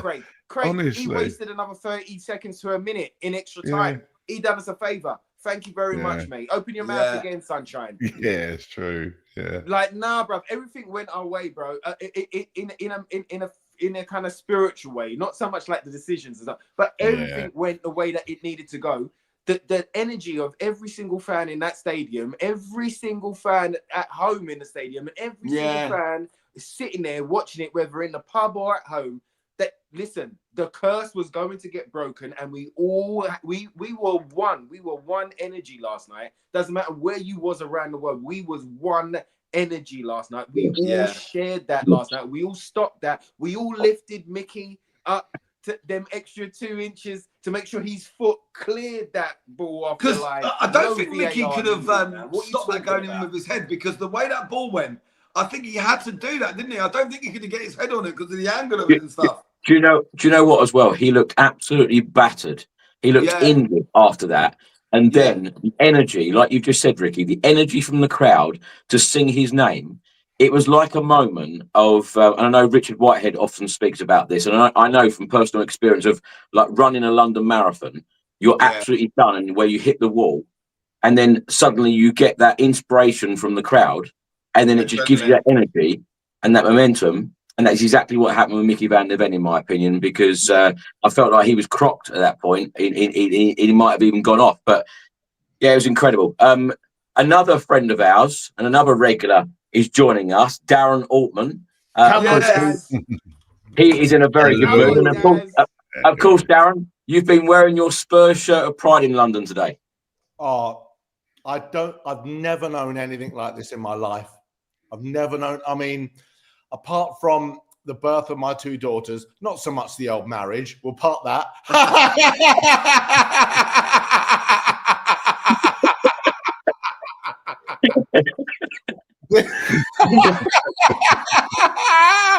Oh, this has been. I cannot explain it. I went for a walk down the high street, and bearing in mind I live in southwest London. No joke. Taxi drivers bibbing me, people high-fiving me, a little old lady in my road saying, "Oh, well done last night. My family's all Tottenham Hotspur." This is in brilliant. 20 minutes. I've never known anything like it. I cannot tell you that I can't stop. I can't stop. I just Darren, how good was it when we went on the pitch, Darren? Mate. And to have Callie, my 14-year-old daughter, who met you, Craig, and obviously you know Gaz. But honestly, mate, I've never known. I can't stop crying. So I went for a drink tonight with a friend in Islington. Oh, lovely. Yeah. And while I was waiting for her, I got there half an hour early. I was watching all the memes, all the cup lift, everything. I was sitting there crying into my pint. I've never known anything like this. When you wait for something for so long, it means so much more. And I remember, because I'm of a certain age, watching the 1984 UEFA Cup final against Anderlecht on my nanny Sarah's knee when I was 11 years old. There you go. I remember it vividly. Yeah. I remember that. I remember the 1981 Cup final against City. I remember the 1982 final against QPR. I was there. I've got the singles on 45. Hold on, let me get this light. I've got the singles on 45. Seriously, I've got them on record, on vinyl. And to see this, like it was a night I will never forget. Yeah, I cannot tell you. I'm just glory days are back. Daz, I've only stopped smiling to cry, and then it makes me smile again. Everything that I've watched, honestly, every compilation, everything, like I'm sitting there smiling, and then I start crying, and then that's the only time that I'm like, I take a moment, and then I'm smiling again. It's boys, it's been too long, man. I It's know. been We too all long. deserve this as fans, you know. And you know what? Yeah. I'm so glad that one way, shape, or form we got to do it together. Like Gaz was saying earlier, everything for a reason. And listen, Everything for a reason, man. And not to demean anyone who's younger than us. Obviously, that would be ridiculous. But all I will say is, and there's people a lot older than me that have been supporting Spurs for decades and decades and decades. But when you've had the doldrums for so long, oh, Spursy, how's your trophy cabinet? Yeah. We can shut that. It's like you said, Ricky. The curse on the 21st is gone. It's Gone. done. We're not Yeah. Spursy. Talk about trophy cabinets. Why? Because we got a fucking gleaming Europa trophy. It's too much. It's amazing. I can't believe it. Chris, that's a good point, worried about actually. how much money I'm going to spend on memorabilia, like I know. framed stuff, and I can't stop putting stuff in my basket. It's going to get out of hand. I'm going to be going on the credit card. I'm going to have to remortgage. Honestly. Chris, that is a good point. A Europa League barbecue. Yeah, I'm going to have Bilbao done on the front of the house. It's just going to be never ending. Chris, that's a good point, actually. So I'm presuming, obviously, the real trophy, as is the case with most of these things, like the Masters, they don't get the Masters trophy, whoever wins that. We get a replica, presumably, a perfect replica, and it goes in the trophy cabinet. I hope somebody hasn't lost the key to it, or else I have to smash it open and get a lot of stuff in. I'm glad you mentioned that, Craig, because Yeah. on the original plans of the new stadium, which of course opened in 2019, there was going to be a museum. I just hope that happens very soon. I know that the club have spoken to the FAB about that happening, and they're working on it. I just hope now that this is like the start of it actually being processed and happening with that trophy, because there's going to be a lot of fans, if not every single one of us, every Spurs fan in the land, that will want to go and have a photo with that trophy. So will they put it just in the West Stand for now, or will they fast track that museum to actually happen now? Because that could be a really good tourist thing for the club as well. But Definitely. you know, we'll want to see that trophy lift. Well, I'm definitely buying a replica. I tell you that now. But you know what? When Darren was speaking, it just reminded me of a quick story, right? And I won't give you the full context because I can't. I'm just doing this for Chris, really. This is really just me cracking jokes with Chris, really. Yeah. All right. But we was out one night. Me and Chris was out one night, and we ended up at a casino. Now, we was in the casino, not there to gamble. We was there to drink a bit more and just to chat rubbish, okay? And again, right? Just, chat Tottenham and whatnot. We was having a great time. Anyway, a fan comes up. Man United fan, to be fair. Man United fan comes up, wants to chat football with me, right? First he wants to chat EastEnders. Yeah, yada, yada, yada. I'm rocking. Next minute, he wants to chat, football. And so I give him the 5 minutes, I give him the 5 minutes. I want to kick. I want to just have the conversation with Chris, to tell you, to be fair. But then he's like, yeah, like, I can't do it. I can't do it. He's like, yeah, but you know what? Your trophy cabinet's dusty. And I was like, oh, I can't even repeat it. But I repeated something. I was like, well, I'm what? surprised. I tell you what's dusty. Surprised you've gone down this story. I can't because I felt so bad as well afterwards. Do you know what I mean? Because I shouldn't have, but I basically said something else of ease was dusty, and that you should concentrate more on that than anything else. Don't worry about us. But they can never call it dusty again, my friend. Nah. No. Hey, Chris, they can never call it dusty again. I mean, just hypothetically, right? Speaking out, sort of outside the box. How many years leeway did winning this trophy give us from other fans? It's got to be what, 5 years, 10 years? It's Surely. not about other fans, guys. It's about us. Because we carry it every day, right? So every time that we get another fan come up to us and say yada, yada, yada, it's not about them. It's about us. So every time now that they come to us, we can go, mate, we're European champions. I don't know what you're talking about. Do you know what the important thing we're all is? different as fans, but for me, winning that last night, that I'm content for years with that. Like, of course, we want to push on, we want to progress, we want to try and go for Champions League or the Premier League. But in all honesty, like it being 17 years and 41 years from winning that trophy, I'm happy, mate. That I'm like, do you know what? I don't mind if we don't have a great season and things get a bit tough in the Premier League, or we go out of the FA Cup early, whatever. Listen, we're Europa League champions, mate, and we've done it in 2025. for me, I'm just grateful to be alive to see it and feel it and do the open top bus parade, because, you know, an open top bus parade for me, the last one I was at in '91, I just never thought it would happen again, you know, and to experience it with friends, family, and all that. I mean, I'm just content. Yeah. I'm Gary. really over it. Maybe I'll feel different in a year or two, but at this precise moment, I'm just over the moon, mate. And it's no different, the Champions League to the Europa League for me. I'm just as happy, mate. Gal, you know what it is, right? You know what it is. He can't get a word in. It's all right, Gary. We forgive you. We know what you're like. Yeah, we love you, Gary. No, do you know what it is? And it's just, I have to say this because it's a really important point on what you said about how long have we got before we're bantered again. Ange made a very good point. Now the players have tasted that success, right?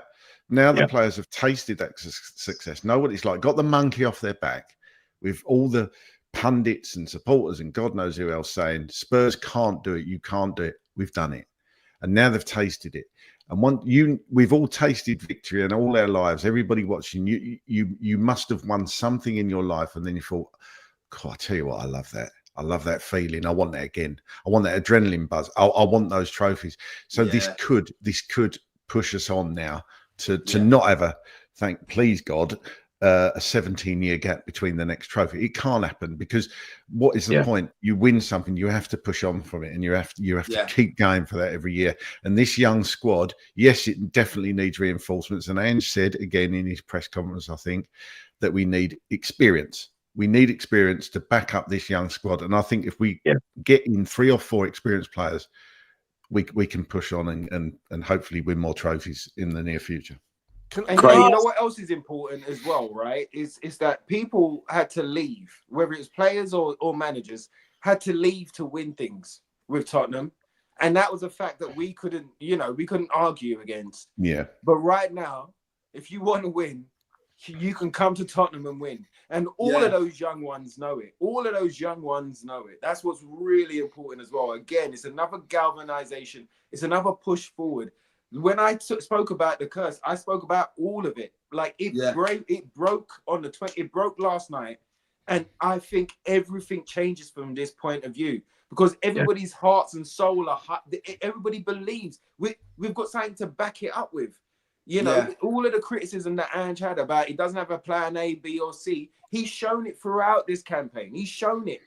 There's been many a times that he's messed about and he's tried to work with the system that.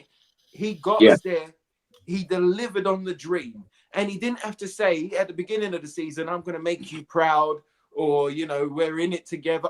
He didn't have to say no slogan. He gave us a dream and he delivered on it.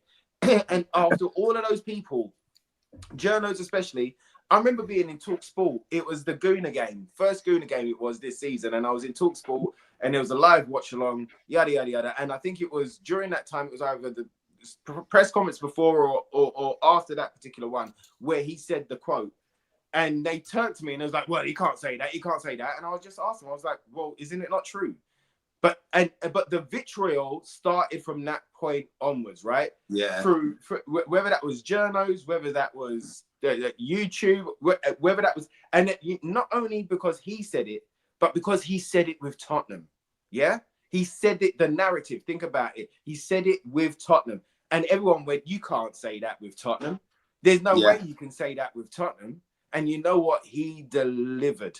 Not only can he hold his head and chest high, so can all of us around the bloody world. I love it. All ages, we can lift our head high. And it changes everything. It changes everything. That's why it wasn't about the Champions League. That's why it wasn't about the money, trophy. It wasn't about those things. It was about the glory. You know, can we win? And we showed them we can. You know what, though, Ricky? I like Ange being so-called prickly, is the word that they use in press conferences. I like that because quite often when I do these media interviews, they ask me about Ange's comments, and I actually say, do you know what? If it was me, I'd probably be a little bit more harsh and a little bit more prickly with them. And you can certainly tell now. There are certain journalists in press conferences where he will give a very, very short answer, and that says a lot. Yeah. Other journalists, he will give a lot longer answer, but you can tell the ones he likes, and you can tell the ones that are so-called wasting his time. I like that he holds them to account, Chris. Yeah, like that whole clown comment and what is it, Dan Kilpatrick? I was just about to say, has anyone heard from? Has he made a statement? Not that he needs to. Has anyone heard from Dan Kilpatrick out of interest? Well, I think the delivery of a trophy is the answer, isn't it? Yeah, absolutely. Yeah, absolutely.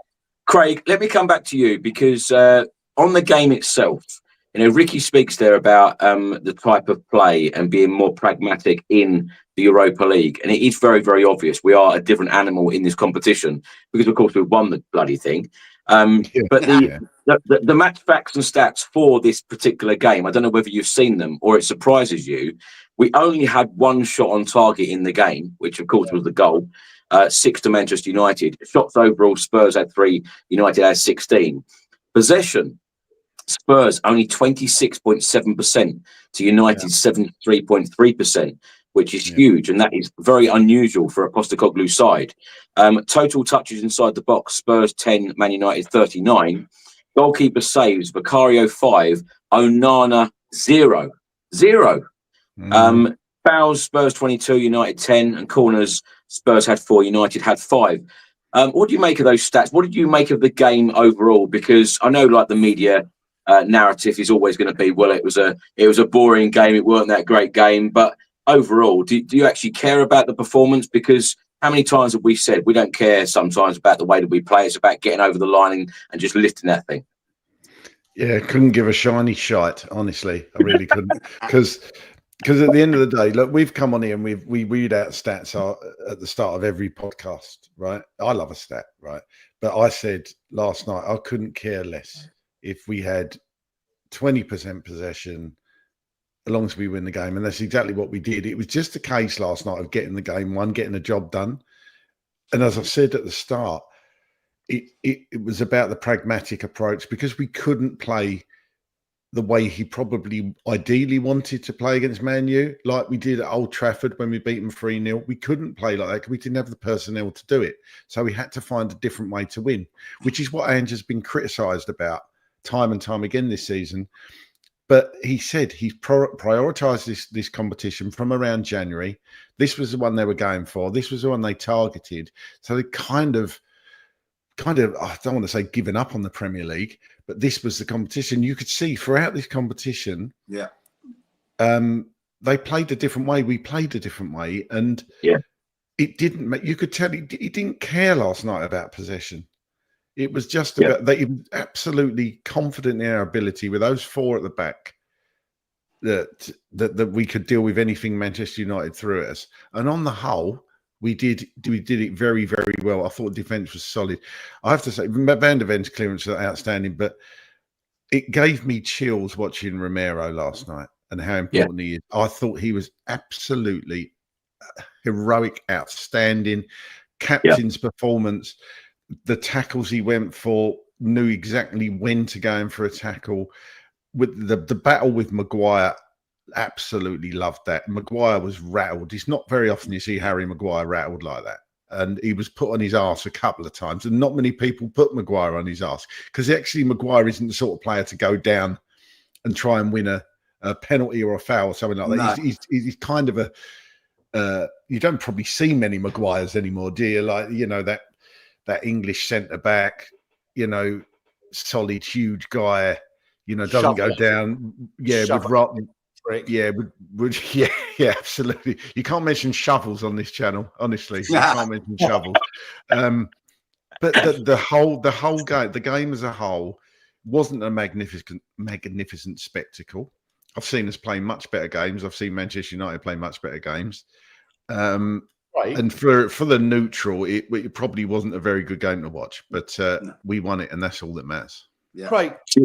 So Chris, I just want to ask Craig. Yeah, go on. Something he was saying, mate, if that's all right. So listen, I mean, I'm sure you've done this sort of compare and contrast. If he does go shit or bust in the Premier League with like this gung-ho thing with like wing backs inverting and Pedro Porro like in the midfield and Udogie coming in and leaving us so much space behind on the wing, What was so different yesterday that he allowed, and I've got to say, for like the best part of the second half, us to get absolutely battered, and yet with this, I mean, you've used the word pragmatism, but with this completely different philosophy where we will soak up the pressure for the vast majority of the time and be resolute in our defending. Why? I mean, I'm just curious to what you guys think. It's so chalk and cheese. How do we get such complete disparate performances from last night? And let's be honest, we got battered for 40 minutes last night. Do you know what though, Darren? At the point when he brought Kevin Danso on, everyone in the stadium was so excited, thinking like Ange is actually getting this job done. We are not going to be that team to be risky in going forward. We're going to put that extra defender in to get the job over the line. It's risky, Chris, and there's been an overhead kick short of an equaliser like that. Yeah, I think if they'd scored, if that had gone in and it had gone extra time, I think we might have struggled. But I agree with Chris. You know, they essentially went 5 at the back, even though Porro and Udogie weren't going to be bombing forward. But because the fullbacks didn't invert all night, really. I know. You know, they were genuine, proper right and left backs.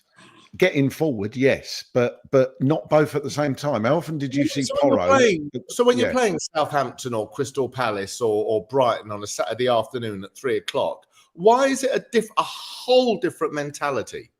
Well, let me ask you that, Darren, because before you came on, I asked the guys that if when Ange Postecoglou came in, of course, there were a lot of doubters. Now, if I said to you at that point, throughout Ange's 2 years at the football club, or the first 2 years, in the first season, he's going to lose Harry Kane but finish 5th in the Premier League, and we're going to play some really exciting football that we're all going to love to watch. And in the second season, he's going to deliver a European trophy, and then shortly after, the whole fan base, the whole media section, etc., is going to be talking about replacing the manager. Is that fair? I mean, I get it. I get the point of your question. I get it, but I just don't understand why you can. Will that change next season? Sorry, I'm not avoiding the question. I'm not avoiding. I know. It's impossible to answer. I feel exactly in that position because, you know, when I've been doing all these media interviews with the BBC, etc., and they all ask that question about, yes, you're in a European final, but of course, you know, you're in such poor condition and in the position in the Premier League, and you can't get away from that. Can that change? It's funny because Fabio Pragmatism was at the game and he's fully expected to come back to Spurs on the 1st of July when his ban ends, his 30-month ban ends. And there is meant to be a bit of a shake-up at board level as well, with the possibility of Scott Munn going out the door and Fabio Pragmatism coming back. And the transfer window, as Craig alluded to earlier, you know, that's absolutely massive. How many times do we all say this on this channel? All of us talk about transfer windows of we need to go big and we need experienced players. If we are, and of course, sorry, not if we are, when we are playing in the Champions League, because of course we've won the Europa League, we need better players. We need a bigger squad. And Ange Postecoglou needs a bigger squad, a better squad in terms of quality, because you cannot be using that same line. If Ange Postecoglou is there, Darren, you cannot be hearing the words of we weren't at the level today, because in the Champions League, that, you know, we know that the Premier League is not a forgiving league. The Champions League has got some top quality teams and players in there. Let's move on now, Darren. Before you came on, I showed a number of newspapers because I popped to the shop on the way home from the airport, and I showed these wonderful pictures earlier, and I also picked up a bottle of Coke. And they're doing this new thing where they've got all these names on the bottles. So you could have had Jack, Sarah, Chris, Gary, whatever. And when I've looked, as I'm driving home and open my bottle, it says mate. It just gives me such a smile because I've not even seen the ones with mate on. It's just got these random names. So I thought that was very funny. Gary, let's come to you. In terms of the actual game, I spoke about every single player taking opportunities and every player digging deep and producing the goods, because when you win a trophy, every player has got to perform. Who were the standout players for you, or was it just an overall performance for you in terms of everyone giving everything? It was an overall performance, and I did think it was going to be a really hard watch. I didn't think let's get it right. It's 16th and 17th in the league, right? I always knew it wasn't going to be a great game, but I thought we would win it. So I think we played as a team. But I would say I thought Richarlison was really good. I probably would have gone as far to say that I would have possibly even given Basuma man of the match, because I thought Basuma was outstanding. But, you could look at Van der Ven, you could look at Romero. And look, I know Vicario, he made the odd mistake here and there, but then he did some great saves as well. So I just think going into that game, we had a lot of our, all of our creative midfielders were out. We didn't have a star player like we have done in the past. You was in the stadium with Gareth Bale. We didn't have someone like that, but we just played as a team. And yeah, it wasn't the most attractive football. And we did soak up a lot of pressure second half. And Darren's completely right. On another day, maybe Van der Ven doesn't get back there, but at the same time, Vicario made that mistake and Van der Ven was switched on enough, and read the ball to get back and do it. And that's part of playing as a team. I think we was organised, well structured. And I love this quote, what Mourinho said. And I would say this to any pundit, Carragher or anyone else, when, we went up to the City, went up to the Etihad, we beat them. They had all the possession and Mourinho said, let them take the ball home. And that's it for me. That sums up yesterday, Take the ball home, Man United, if you want, and we'll take the trophy. It was a brilliant performance. Yes, we looked a lot better in the first half than what we did in the second. But overall, I'm proud of the team and the players. And I think we done ourselves really proud all over the pitch. And I think it was a brilliant performance. And I loved at the end when Maguire was losing his head and getting frustrated and Romero was winding him up. And I don't think you can fault a player on the pitch. And that includes Vicario, because I know he made his little mistake, but he made up for that afterwards, Chris. So all in all, I thought it was an absolutely amazing performance. We rode our luck a little bit in the second half, but then you could look at the other saying we didn't ride our luck because Vicario pulled off a good save and Van der Ven made sure he was back on the line, and that's because he's an experienced defender and he knows to read the situation and get back. If he wasn't on that pitch, who else is going to be back there to clear it? Probably no one. Do you know what I mean? I've got a very controversial question now. Now, of course, Brennan Johnson scored the goal in the 42nd minute. Who out of all of these players, having won a European final, who out of all these players goes down as a club legend? What now? Sonny. Sonny. You'd have to say all of them, because to win that trophy last night, I don't think you could turn around and say any player that took part in that game yesterday is not going to go down as a legend, because they all are. Anybody who got a medal, Timo Werner, perhaps. But you'd have to. I would say anyone that played a part in that game last night, not the hang-ons when Fraser. Well, even Fraser Foster was a part of it. So you've got to look at the whole team leading right the way up to the final and say one way or another, pretty much all of them have taken part in it, but especially the team and the players that were in that final that played a part in that, because let's get it right. There was a lot of nerves and a lot of pressure on not just Ange, but on those players. And I think they performed outstanding. Going into that game, all I could hear about is Man United, they're good in finals. Oh, we've lost Kulu, we've got no Maddison, Bergval's out. Tottenham are going to struggle, they're going to bottle it. They don't know how to control or how to play in finals. Mate, take your hat off, because we've done it. Do you know, this is certainly a comment that I didn't think I'd be reading out on this podcast or on this show this season. But a comment here, don't forget, we got UEFA Super Cup up next. Here's hoping Inter get past PSG in the Champions League, so we have another trophy to celebrate.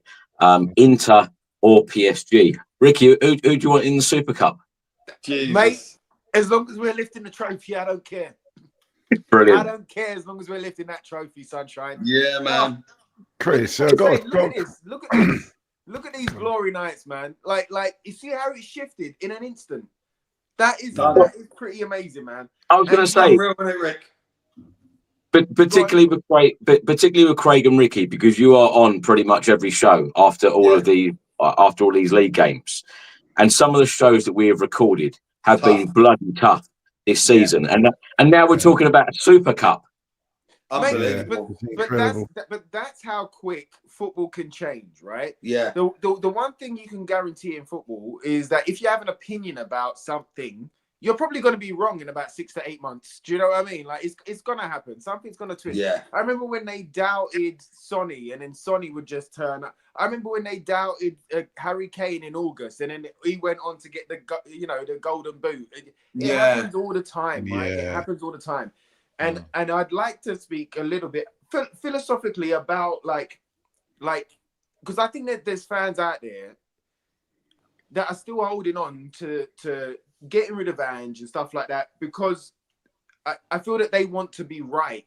And like I won't say who, but I had a chat the other day with somebody very close to me, and was it my mum? They still wanted. They're not answering. They still wanted. They wanted us almost, and this is a Tottenham through and through. Like, they wanted us to lose so that Ange would lose his job. And I'm like, I just couldn't get my head around it. I couldn't get my head around it, and I had to sit there and think a little bit. And I'll say this to, like Craig and Chris have already kind of said, like, yes, they've been critical of Ange, and I've always said, look, critique all you want, but be fair, give credit where credit is due, and criticize where criticism is due, but also like know what he's doing, have the wider perspective a little bit. And to all those out there, that still feel negatively towards Ange or the club or whatever, like I would just say, like it's not that you're wrong, because you're not. Nobody can excuse those 21 defeats in the league. Nobody can excuse those performances. No. But it's okay to take a U-turn. It's okay to say, well done, Ange. It's okay to say, all right, cool. It wasn't, what was it? Everyone's talking about the quality of the game. Well, what? Because we didn't go out there and play Angeball, which everybody's been asking us not to play for a long time, including every single reporter out there. Look, the one thing that happened is that we proved so many doubters wrong. Ange went out there and said he showed that everybody he could adapt, and he's shown everybody. Now you can't deny that he can adapt and he can win. Porro came out and said, I don't know if you saw his Instagram. He said something along the they say I can't defend.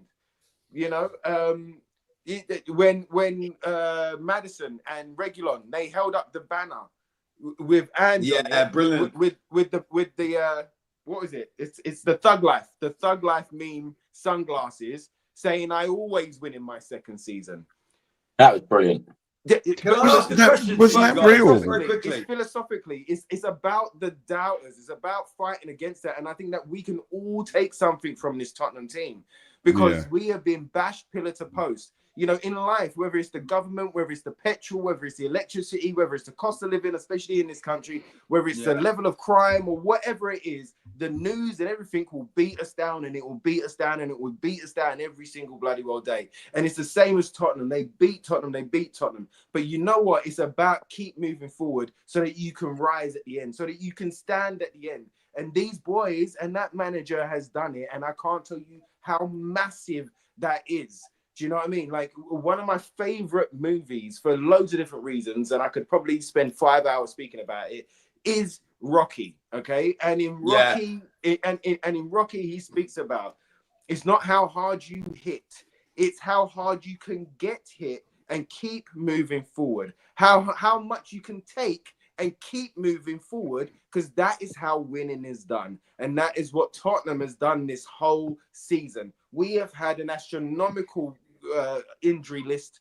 Do you know what I mean? We've had a tsunami of injury lists. I don't think there's a club out there that have dealt with the amount of injuries that we have in specific areas, whether that's defense, midfield, or attacking midfield, or strike. We've had it. We have had it. Do you know, we had a virus that nobody else had. Do you know what I mean? Like, we had a really bad transfer window right up in January transfer window, right up until the last day, which meant different things that we all know the connotations of. But we got there, man. We got there, and all of those boys are standing. And you see how they kiss the trophy? You see how they bite that medal? It means more to us and going forward, and the change in the energy within every single one of those boys. And I will say that to all of you guys as well. It is around the world. It's okay to take that U-turn. It's okay to say, you know what? Maybe I was a little bit too harsh. Maybe I was too focused on the league. You know, because who wants to finish 12th? You know, if we played Mickey van der Ven and Romero and we finished 12th, what would have meant? Okay, we finished 17th, but we've got a European trophy, boys. We've got a European trophy with the cherries on the cake. You know, who's more of a club legend now? Is it Son or Harry Kane? Who's more? That's a good point. Legend? That's a good point, Gary. Because I don't know if you want to answer this. This is from Moose City. I mean, very generous there. Wow. Coy's so happy we won. Genuine question: does Son deserve a statue? Is he one of the greatest Spurs players ever? 4th in goals scored, 1st in assists, 5th in appearances. I personally think he deserves a statue. Yes. After yesterday, my God Almighty. Yeah, where are you guys? Are you thinking Son's more of a club legend now than Harry Kane, or not? Do you know what, Gary? The perfect statue would be of Harry Kane and Heung-min Son when they're celebrating together. That would be a perfect statue because they are both legends. Of course, Harry Kane is our record goal scorer. Yeah. Heung-min Son now, of course, you know, captain when we've won a European trophy. I feel like they both deserve it. But we've spoken quite a lot about that on this channel over the last few years about statues. It would be really lovely to see statues outside our stadium. You can tell my voice is actually getting worse. Chris, this is another one that came another super chat. How did Levy shake Ange's hand before medal? I'm guessing what he means is was Levy there when before the presentation? So the Manchester United team went through first. Daniel Levy shook hands with everyone. Daniel Levy then hugged Ange. It was a big hug. And remember, Ange has said a number of times, I'm not a hugger. When Ange hugs you, it means a lot. And when Daniel Levy hugs someone, it means a lot. That was a big night last night for lots of reasons. And that was a big hug. It's funny. It's one of those videos that I've been meaning to put out over the last 24 hours. But wherever I've been, I know I'm at home now, but wherever I've been, the Wi-Fi signal has been so bad that I've not been able to actually upload it because of the length of the video. So it's actually about an hour and 20 long of the full celebration of every single player and all of these moments. So I know it's a long video, but if you want to sit there and sob a little bit more and have that big smile on your face, sit down and watch this because it will be out this evening. I saw the 8-minute edit from Spurs in the pub today, and it was good. I went again. I was.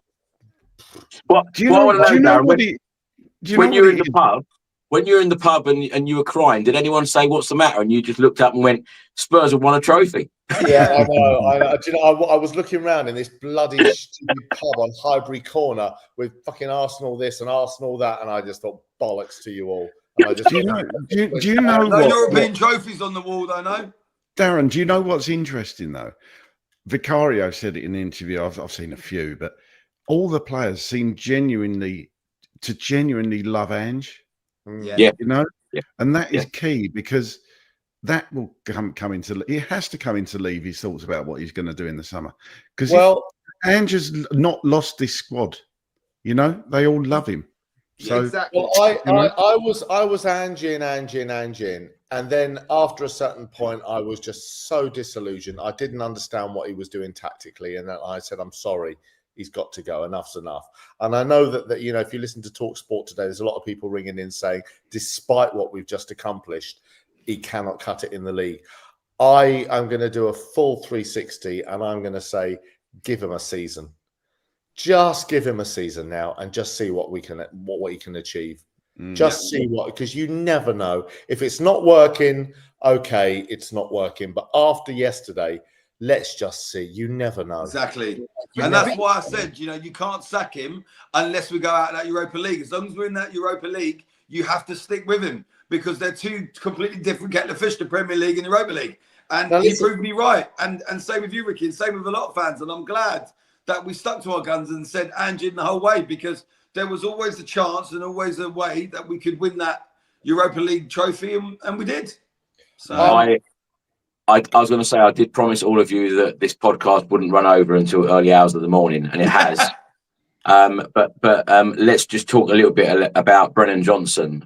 Craig, let's come to you on it, because Brennan Johnson's one of those players that's had a lot of criticism this season from a lot of Spurs fans. And of course, he's credited with the winning goal in the Europa League final. Absolutely delighted for him. And I tell you what, the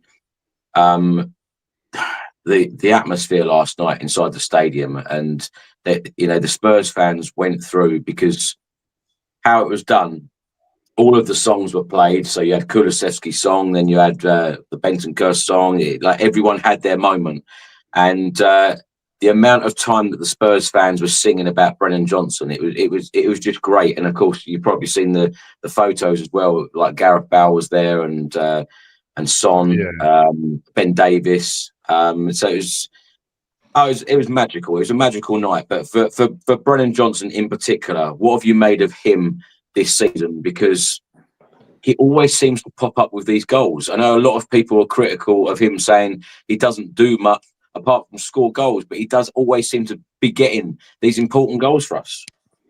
He does. And just while I remember, just coming back to that, what you said about Gareth Bale, seeing ex-players, seeing Gareth Bale seeing Gareth Bale, the Welsh Mafia with Sonny and Ben Davies, it was just poetic that Bale was there to see it, and you could see he was genuinely happy.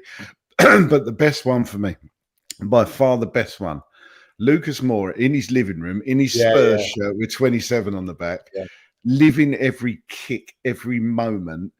And that was just unbelievable. And even the little things you go searching for. Harry Kane obviously can't go too deep in it, but a nice little message. Congratulations, Spurs official. Anybody I see a few people saying he could have said more than that. He can't. He plays for Bayern Munich. He plays for another team. To put the white heart at the end of it says it all for me, or the blue heart, whatever colour it was. So, exactly, because we could face Bayern Munich in the Champions League, so you can't have that conflict. Right. Yeah, no, of course you can't. So, but the Lucas Moura, unbelievable, and obviously Gareth Bale, my favourite ever Spurs player. Just to see him there, it was fantastic. A bit of a weird haircut he's got now, but I'm not one to talk about hair, as you may well know. But coming back to the question in hand. Brennan Johnson had a lot of stick, absolutely, but we've said on this channel many times, and I've said he's and they've actually made a joke of it, back post tapping merchant, but those back post tap-ins, and the front one last night was technically front post. He's just got that instinct. He's been in the right place at the right time, and he was in the right place at the right time last night at an important moment. Didn't do a great deal going forward other than that in the game. He did do a bit defensively. But Brennan Johnson's won us the match, and that's the most important thing. And is he a top scorer this season, Brennan Johnson? Yeah. So he's, you can't say he hasn't done a job. So I want to see more from him, 100%. Yeah. But he scored important goals this year, and he should be proud of that. When we did our fan, sorry, Chris, when we did our fan chat a few days ago before our friend William took over, and we were talking about, who's going to make a difference, blah, blah, blah. And I said, a lot of players haven't performed this season. I said, but whether it's a Richarlison header from a corner or a Johnson tap in as he does, I said, I don't care. And what happens? A Johnson tap in. It was written, It wasn't, it wasn't ever going to be an absolute screamer from 30 yards or a free kick bending into the top. Who gives a flying F? Johnson did it, and he doesn't set the world alight. Yes, he could do more. Yes, he needs to beat his man and put intelligent crosses in. But my God Almighty, he scored the most goals this season, and he, like you said, he pops up and he gets a goal. Like, it was. What more do you want from a player? He's doing. And he's still more a goals. young one as well, Daz. Absolutely. He's scoring more Still goals than Dominic Solanke, who's meant to be our recognised number 9 striker. Also had to deal with all of that online hate beginning of the season as well. Yeah. Do you know what I mean? Like, I think again, like it that comes back goal to the that he scored character. yesterday, because I've not been his biggest fan along with Timo Werner. I was so frustrated with both of them. But I think he pays for himself with that one goal in the final yesterday. That's it.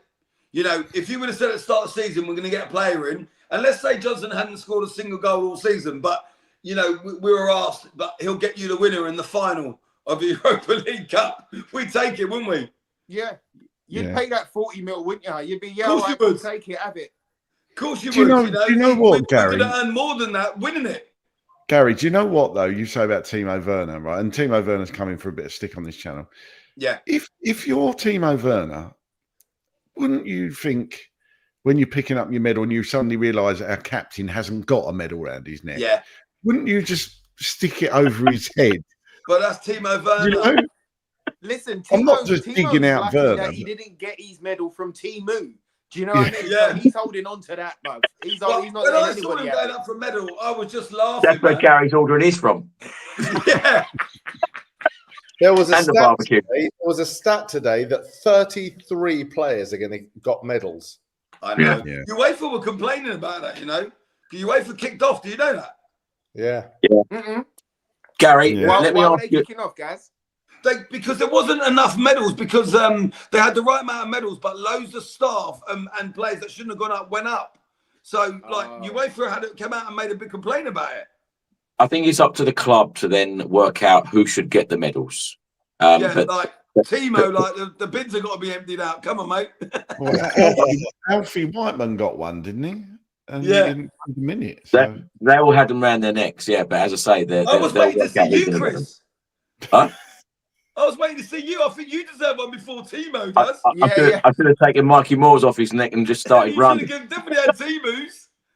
But you know what? Look at that as well. Look at Mikey Moore, Chris. And I want to know about that. I want to know how you got the picture and everything. But look at that. As a 17-year-old that's coming to the side with so much hype, at the end of his first season in professional football, he's holding that medal. Tell me what that does for him. Tell me what that does for our academy. Tell me what that does for every single youth that wants to come through and now play for Tottenham. It's an interesting point. I'm glad you brought that up as well, Ricky, because I think it was George Sessions from PA Media. He actually said earlier today on X that one of the unsung heroes, one of the backroom guys that you wouldn't really know of, and that's Wayne Burnett. And I quite often he's our under 21s manager, if some people don't know. And I quite often speak to Wayne at the under 21 games. Great guy, and the work that he and his coaches have done for that development setup. His job always is to pass these players through to the first team. And the amount of players that we have seen in recent years go through to the first team. And as I mentioned earlier about those youngsters getting the opportunities, a lot of young players have gone through. I feel like all of us have been very critical about and perhaps could have used more youth. But then, there are reasons, behind the scenes that we don't know. It's all well and good that we just say, I'll put the youth guys in. But he has given a lot of opportunities to the youth. Perhaps he could have given more. That's a different argument, but to say what you said there about youngsters like Mikey Moore, Ajayi, there are so many who, when they've come in, and how many times have we talked about opportunities? You've just got to grab it. You get that one opportunity, and you just need to show the manager, show the fans what you're capable of. And I think it's great to see, and I love the fact that all of them were on the plane because they fully deserve to be there. But that experience, even to be on the pitch, like you could tell what it meant to them.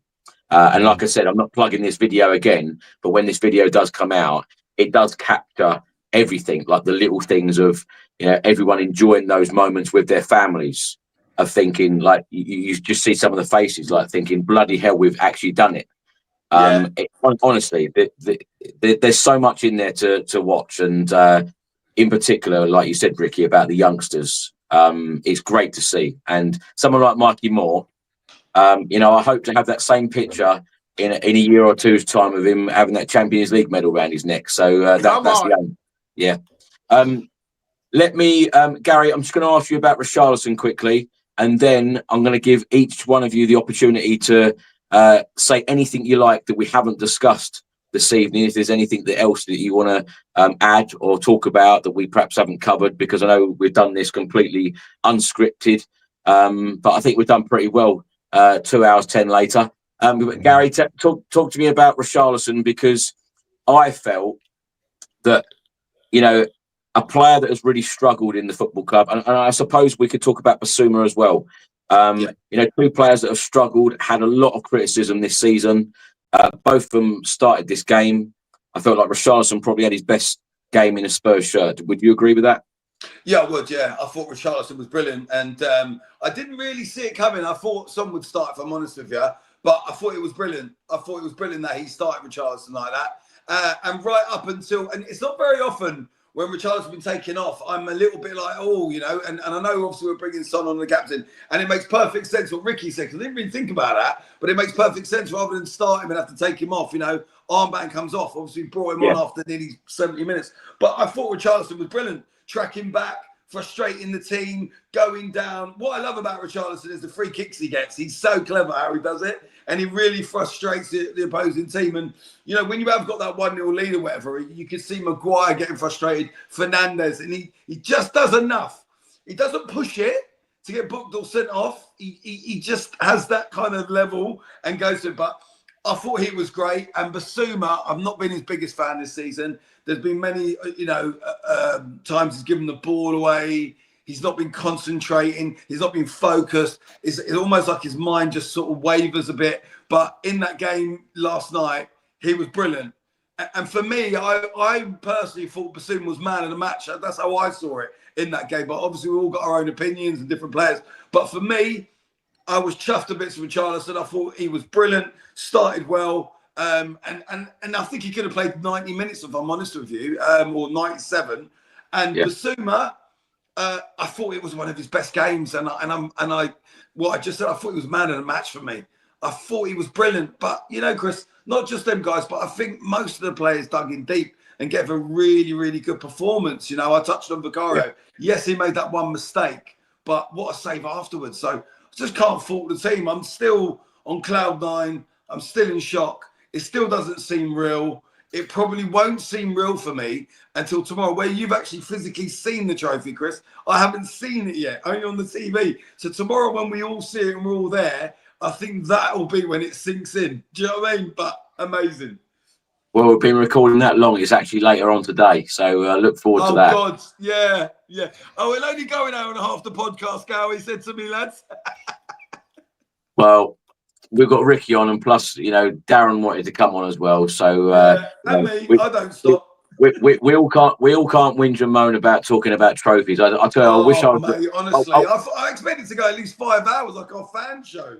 I wish I was recording this kind of podcast after every game, talking about, you know, wins like this and cup parades and, you know, these sorts of subjects, because the energy in this podcast this evening has been fantastic, and I love the fact that we've all been emotional. I love the fact that we're all smiling, all crying, and all just so happy. The vibe is completely different, and it's weird as well, isn't it? Because Ange Postecoglou has so often said about him having conversations with players like Basuma, saying, you know, we're going to need you at some point in this season, and you're going to need to be ready. And if I'd have said to some of you a couple of months ago that Basuma will play in a European final, some of you probably would have gone, I doubt it, you know, in the form that he's in. But, you know, about grabbing opportunities again and making yourself a hero. And I've said that all week, you know, make yourself a hero, get your photos on the wall. And another thing at the stadium, I can't wait to walk in that stadium, either doing a tour or whatever, you know, walking around and seeing Sonny, you know, or seeing like this picture up in the corridor. That's exactly what I want to see. Yeah. And Darren, I don't think you was on the show, but earlier I was saying, you know, all the stuff on TV, it almost looks AI generated, because it doesn't seem real that Son, you know, and when he went in the dressing room, he's like, whoa. Yeah. It just doesn't seem real, but it is real. It's happened. We've done it. I know I'm going to probably hound you guys later on to do some video content. You know what I'm like. You know, we've got to put the content out. People are loving it at the moment. But before obviously we meet up tomorrow and see the trophy parade that we're all looking forward to. Ricky, let's start with you. Is there anything that we haven't covered in the podcast? Any particular player, any particular subject, anything about Ange, anything about our future, anything about Champions League, about winning trophies, whatever we haven't covered, anything you'd like to talk about before we go? I would just say I'm going to speak even if I can't remember if we haven't covered it. I was going to speak anyway. But what I will say is, like, the same way that Darren Allman just said there, after something as momentous as last night, that he can give him at least a season. You know what I mean? You can have that little bit of a U-turn and do that. Like, it's okay. I think that there's so many more positives from him staying on than there are negatives. I think that I think someone like Romero looks to stay on if he's there, because he can look at a manager and go, you can deliver what you say you can deliver. Yeah. He can trust in him. He doesn't have to trust in a new manager and start again and kind of go through the motions. If we continue also, we'd be in the third year, the third cycle, the third part of our evolution into this rebuild. The only ones left from Poch's day is Ben Davies and Sonny right now. Yeah. And, there's more surgery to have in that squad, and there's more improvement. And I really, truly believe that there's more glory to come. This guy, like I said, he didn't just talk the talk, he walked it. He gave me the hope of a dream, and then he delivered on it so that I can be on this podcast with all of you lot tonight. And I got to share that with my godsons last night, and with my brothers and with Tottenham family, left, right, and centre. And it is such a special thing that I don't think is being given enough credit. I think sometimes negativity can shout a lot louder, and it can last a lot longer in the memory banks, and it almost screams at you, like a bad kid in the class, like at the back of it will draw your eye, it will draw your attention. And normally the good times, they flutter away real quick. Don't let this one flutter away real quick. This guy's done it. He's delivered. At the same time that every fan was talking about the board needs to back him in January and in last summer, and ever since he's turned up, the biggest thing the board need to do is back him. Well, now, like last night, and like every single Tottenham fan around the world, wherever you was, came together to back him, to back the team, and to back us lifting that trophy. It's the same thing that we need to do now. The media, Twitter, some fan channels, like there's so many voices out there that can split and divide us. It's okay. How many times I've disagreed with many of my friends on here? I've had arguments, full-blown arguments with Johnny Bow. Do you know what I mean? Like it does it to you, and I get it.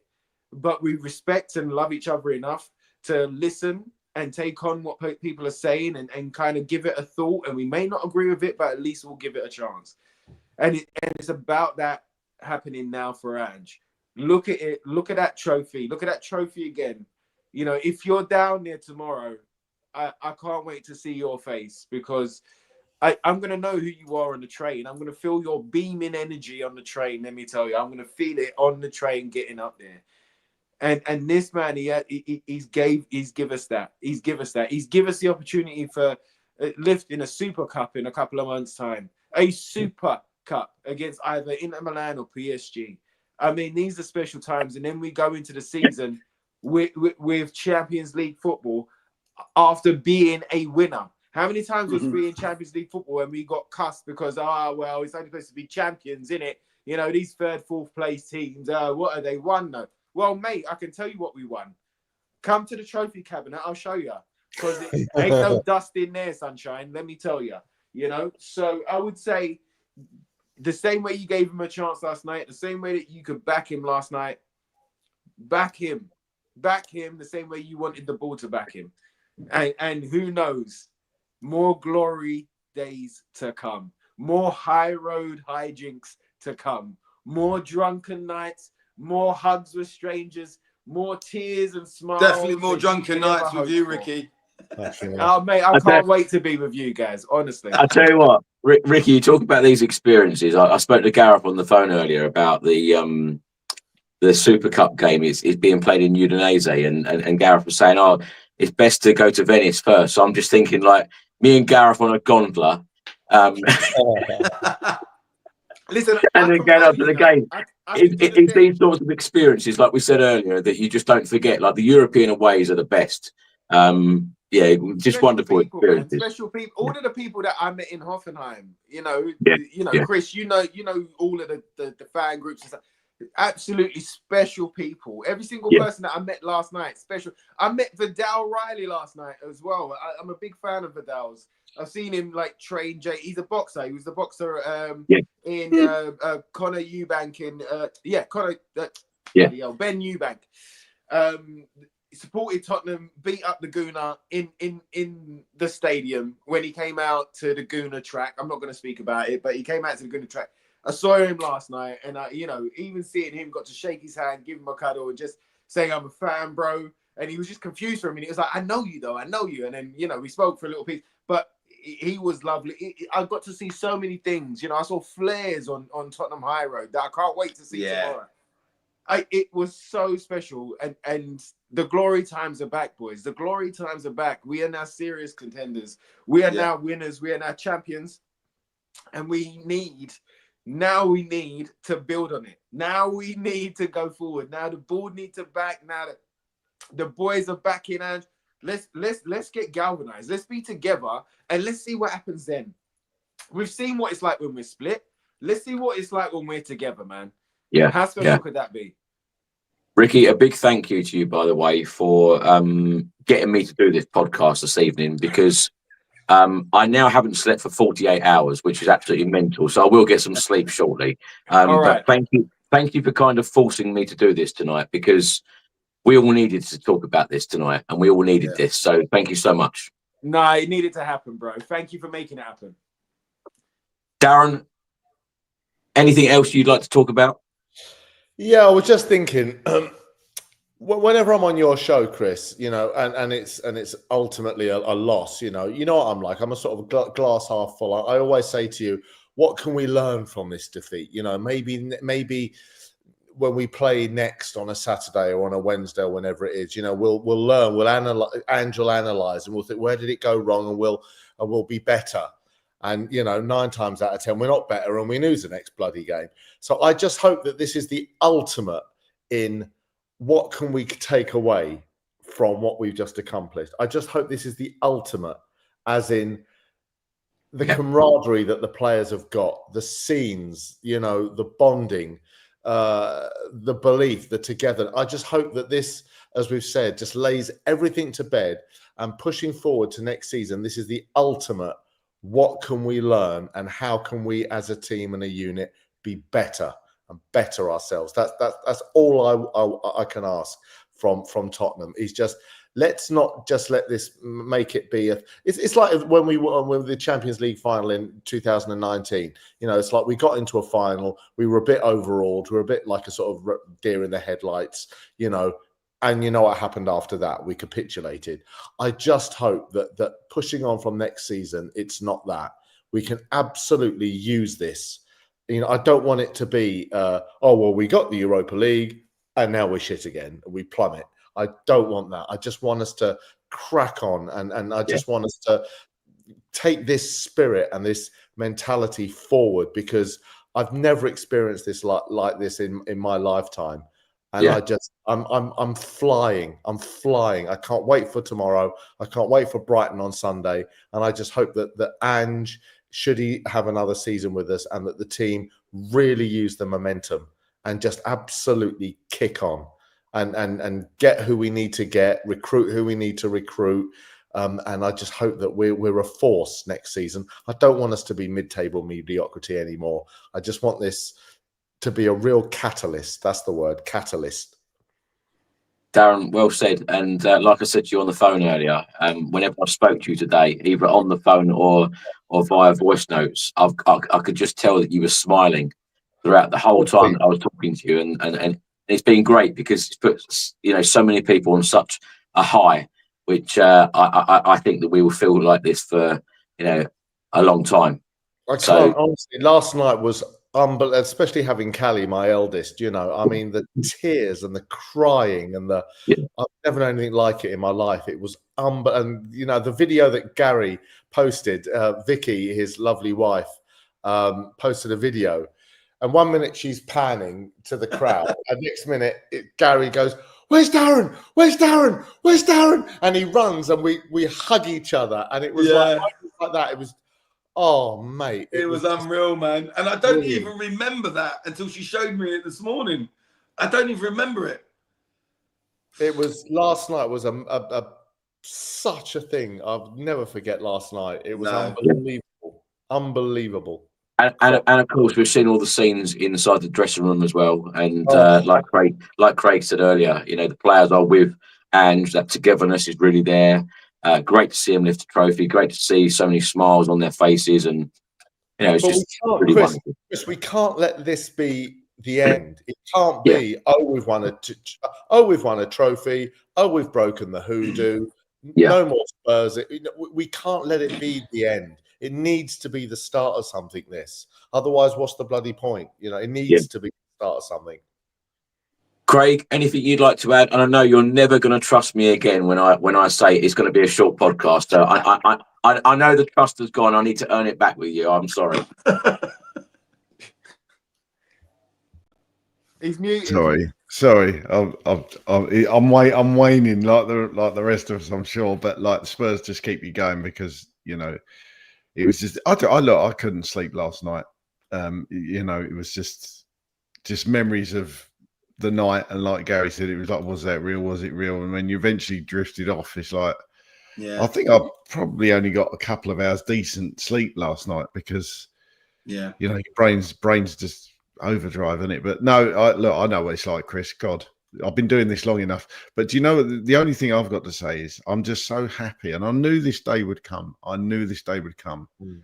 To come on here and actually talk about a victory, a cup victory, because we've only been doing this really since COVID, and well, let's face it, we didn't miss much in the last 17 years, so we wouldn't have even if we'd started in 2008, we would have been doing it for 17 years and not talking about it. So doing it for 4 or 5. Is not too bad, but having done it that long and dreamed of this day and that day to finally be here is very special. I have to say, I'm not an overly emotional person, but even me last night, having my family there, then when that final whistle blew, me trying to hold the bloody camera still, trying to get a decent video for the channel, right? And my hand, I'm holding the phone and I'm doing this. And my son said to me, "Dad, you're shaking." I said, "I know, I can't keep the bloody camera still." And I'm trying to fit. I'm like you. I was looking at the clock. I was looking at the fellow I was talking to next to me, and he's going, "Where's it's 7 minutes? It's 7 minutes. If you survive this corner, that's it. That's it. You've got to blow the whistle." I'm holding the camera, and then that moment came, and it was just unbelievable. And as I say, something I'll never forget. So, just phenomenal evening at the stadium. My voice is going again. I think I permanently damaged my vocal cords last night screaming at the final whistle, but well worth it. I tell you, it was just unbelievable. Something I'll never forget, and looking forward to the parade tomorrow. And if anybody's there and sees any of us, come up and we'll give you a big hug. Definitely. And it should be Loads good of fun. Selfies. I love them. Yeah, absolutely. Craig and Ricky are the huggers of the group. There's no doubt. Yeah. Oh yeah. Actually, Darren, you love a good hug as well, don't you? Oh mate, I love a good hug. Honestly, a hug and a little. I'm anyone's. Yeah. I feel like I'm a little bit like Ange. I feel like my hugs mean something when it happens. That's right. That's right, Chris. By the way, I will tell you what I was thinking of when West Ham. I know this isn't won the Europa Conference League. We saw the scenes. I thought, you know what? Good luck to them. Good luck to them. I did too. London club. They haven't done anything like that. Good luck to them. And then when Crystal Palace won the FA Cup on last week, I thought, good luck to them. Good luck to them. They've never done anything like that. Good luck to them. And then when we did it last night, I was like, this is next level. It was, and it's not just because I'm a Tottenham fan. It was because the utter relief. Isn't it weird though, Darren? Though Year of the Bird, Liverpool. I was just about to say that. I was just about to say that. Yeah. And my son said, "Go ahead, Eagles." They haven't won a trophy in many years, and I don't even know what league Go Ahead Eagles are in, but they've won something apparently. And obviously us and the Magpies, and it's just crazy. Yeah, crazy. Gary, lastly, anything else you'd like to talk about? I would just say that football can change so quickly and life comes at you fast. And I can remember last season, when the fan base was torn and, do we beat City? Should we let City beat us? And this, that, and the other. And Arsenal was saying, you should beat them and get in the Champions League. And I remember saying at the time, one, I don't want Arsenal to win the league. And two, we're more suited for the Europa because we're not ready for the Champions League. And then fast forward, we go into the Europa, new system where no teams drop out of it. And guess what? We go all the way and we win it. And Arsenal go out of the Champions League. And one other thing, and I'll say, there's a lot of coincidences this, It's been 17 years since we last won a trophy, and we're going to finish 17th. And all these things have aligned, like the bird and everything else, and they've all been put into place. And it was meant to be, and that's what happened. And I would say, you're going to remember yesterday, last night, and the next few days for the rest of your life, because it's about glory, or to dare is to do, and above all, it's about the trophies, and we've done it. Yeah. Come on. It is about the trophies, not the trophies. So hopefully, more trophies are coming. Gary, Chris, thank you so much for joining us. Yeah, what about you, Chris? By the way, give us the last before word. I go, if I scan this QR code, do I get half price on baby potatoes at Lidl? Match bingo. Always lots of incidents going on on a Tottenham game, Darren. So get your card for Sunday. Although you'll be at the game now, won't you? Yeah, he's at the game there. But Chris, what about you, bro? Like, what's your final thoughts on all of this, bro? Because you was there, you've done the travel, 48 hours. Tell us, man. I want to know how you're feeling after all these years getting a trophy. When I get some sleep and wake up in the morning, perhaps I can answer that question. All right. Because a strong coffee. Honestly, I feel so overwhelmed right now, and I do feel a bit I don't know, fuzzy in some ways, and thinking, did that actually really happen? Yeah, because still a bit in shock. I suppose it is shock, Gary. You want these things, you live for moments like this. Yeah. And I tell you what, I quite often say to friends and family that life is too short. And, to experience things like that was magical. Yeah. And as I said to you, Ricky, I just want more of it. When you have such a good experience like that, it makes you want more. And if I feel like that as a fan, these players, I feel like this could be a great start for something really, really special. And good goosebumps again. Yeah. Can I just say one more thing? Actually, I won't be at the game Sunday. I'm actually going to Wembley to support Leyton Orient and hoping that Jamie Donnelly and Josh Keeley can help Orient get promoted to the Championship. So I'm really looking forward to that. And because I was pretty sure on Leyton Orient's badge, I think it's a dragon. Is it two dragons on either side? And they've got wings and they fly around. So Year of the Bird. So let's hope the O's can get promoted as well. And let's hope Jamie Donnelly scores from the halfway line. So come on. So yeah, I'm going to have to rewind that. But did you just do that? It's like people that do you know what I hate? People that do that when they're talking like I didn't say it per se. Yeah. Do you know what I think about those people? They're wankers. Agreed. Gary, thank you so much for joining us. Tell everyone where they can find you on social media and what you're up to at the moment. Anything interesting? Oh, Chris, you'll just find me on social media, just sharing every meme possible. Son lifting the trophy, winding up Woolwich fans, And yeah, I'll be at the parade tomorrow. Listen, look, I loved it yesterday. The amount of fans that came up to me that recognised me from the podcast, I really, really do feel privileged when they come up and say, "Oh, I watch you on Chris Cowling's podcast, and I love this, I love that." So please, if anyone recognises me, come up, say hello. Don't buy it, not unless you pay, and we'll get a picture. Ricky, what are you up to at the moment, and how did the Danny Dyer night go? Oh, The wow, Danny yes, Dyer night was fantastic, and you know what? I'll tell you a bit more about it maybe after Brighton. I'll give you some stories after Brighton, but it was a really, really great night. You know me, I'm always trying to keep busy, bro. So auditions we've still got to be working out the filming for the film as well. End of this month, going into next month.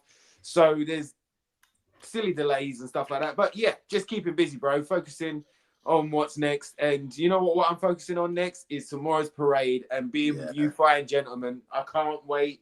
I cannot wait to just be there, be together, and like guys, see it with my own eyes. I need to see it with my own eyes, man. I need to see that shiny trophy with my own eyes, so that I can then certify that this ain't a damn dream. And it's not AI. But everyone knows where to find me. On X, you can find me at Ricky J Norwood. On Insta, it's official Ricky Norwood. And but yeah, it's gonna be epic, and I can't wait. I've loved it. I've loved it. We had to do tonight. We had to get it out tonight. With all of our tiredness, we had to get it out tonight, just like Gary does on a Saturday. And we done that, all right? And I can't wait for tomorrow. Come on, you Spurs. We're champions. Ricky, look forward to seeing you tomorrow, but just a friendly reminder, it is at the Tottenham Stadium, so don't get the place wrong, because you won't want to miss it. If it was in Watford, it would have been different, all right? I know where White Hart Lane is, all right? Just remember where I turn up. I turn up at home. Yes, I look forward to the photos that we all post of us all enjoying ourselves at the Tottenham Hotspur Stadium tomorrow. Darren, thanks so much for popping on. I know you were the unexpected guest, but it's been great having you here, and great talking to you earlier. And yeah, love the positivity today. What are you up to? Anything interesting at the moment? What am I up to? I've been doing my voiceovers. I've done 2 dubs on and 2 Netflix things, a new Sacha Baron Cohen thing that's coming out. They asked me to be Sacha Baron Cohen, so I had to voice match him, actually, which was really interesting. And then I did a French thing for Netflix the other day, just doing my voiceovers. But I'm going to be there tomorrow. Please do say hello. I'll be with Gary and hopefully yourself. I'll be at the Brighton game. I cannot believe it. It's a mixture of disbelief and just bursting out into bloody tears. You know, we're all the same, mate. If I open my Instagram and it comes up with, warm, do you know what, mate? Warm, to dare is to do, warm, 50 years of, I'm like, fucking gone again. It's a bit too much at the moment, but yeah, I cannot wait for tomorrow. Cannot wait. I'll be there with Callie. And thank you so much. And by the way, big up to you, man, because people don't appreciate what you do. Like, it's all very well, you hosting these things, but the videos and the editing, the editing alone, for God's sake, come on now. The hours you spend on your bloody phone pushing this content out, like, mate, seriously, people need to know that the effort, it just doesn't appear like fucking magic. The effort that you go to, and then all the calls from all the media outlets, the BBC and Talk Sport and GB News, send them all back. It should be in our fucking country anyway. All of this. It's unbelievable. Thank you, Darren. Thank you. And those weren't my words, by the way. No, I was talking about Spurs. You'll get us thrown off air. Darren, thank you so much. Look forward to seeing you tomorrow. And Craig, lastly, apologies for running over. Big apologies. It is now 1:45, so we're all going to go to bed. And I'll see you tomorrow. Craig, anything interesting you've got coming up? Or because I'll tell you what, it's going to be a good few days, isn't it? We've got the parade tomorrow on Friday. They'll be parading the trophy, of course, inside the stadium on Sunday. I've no doubt before, at half time, and of course after the game on Sunday. It's going to be an incredible couple of days. Yeah, it is. It is, and we deserve it. We absolutely deserve it. We've been 17 long years without a trophy, so yeah, it's a long time coming. Looking forward to tomorrow. We'll have to arrange the time where everybody's getting there in the group. I'm going to hopefully be there by about 2, so traffic permitting. So yeah, we'll see you all tomorrow. Thanks everybody for tuning in. Over 2,500 people watching us this late at night. That's brilliant. I know some of you aren't all in the UK. The messages were brilliant as well. Messages were brilliant, but yeah, unbelievable night. See you tomorrow, chaps. I was thinking I've got to change some of these media lines up now about saying we haven't won a trophy in blah blah blah. It's great, isn't it? It's great. Love it. But as Craig said, a big thank you to everybody who has tuned in on YouTube, X, and Facebook, and of course audio platforms as well. Your support is really, really appreciated. And reading all of the comments this evening, this podcast does go far and wide. It always surprises me the countries that it does reach. So thank you so much for all of your incredible support. Enjoy the parade if you are going on Friday. If you aren't, as Darren said, we'll be putting video after video out. So we will be covering all of that, and also be covering Sunday's game as well. And Ricky Norwood will be back with me on the Spurs Chat podcast after hopefully we've ended the season on a high in the Premier League. Perhaps even leapfrogging Manchester United into a better league position before it does end. And then let's see what happens in the summer. I feel like it's a big summer ahead for the football club. And, of course, Champions League football next season. Spurs are Europa League 2025 champions, and it has been a really good and positive podcast this evening. And I'll be with these guys on Friday, and we will see you on the next one very soon. Come on, you Spurs. Come on! Come on!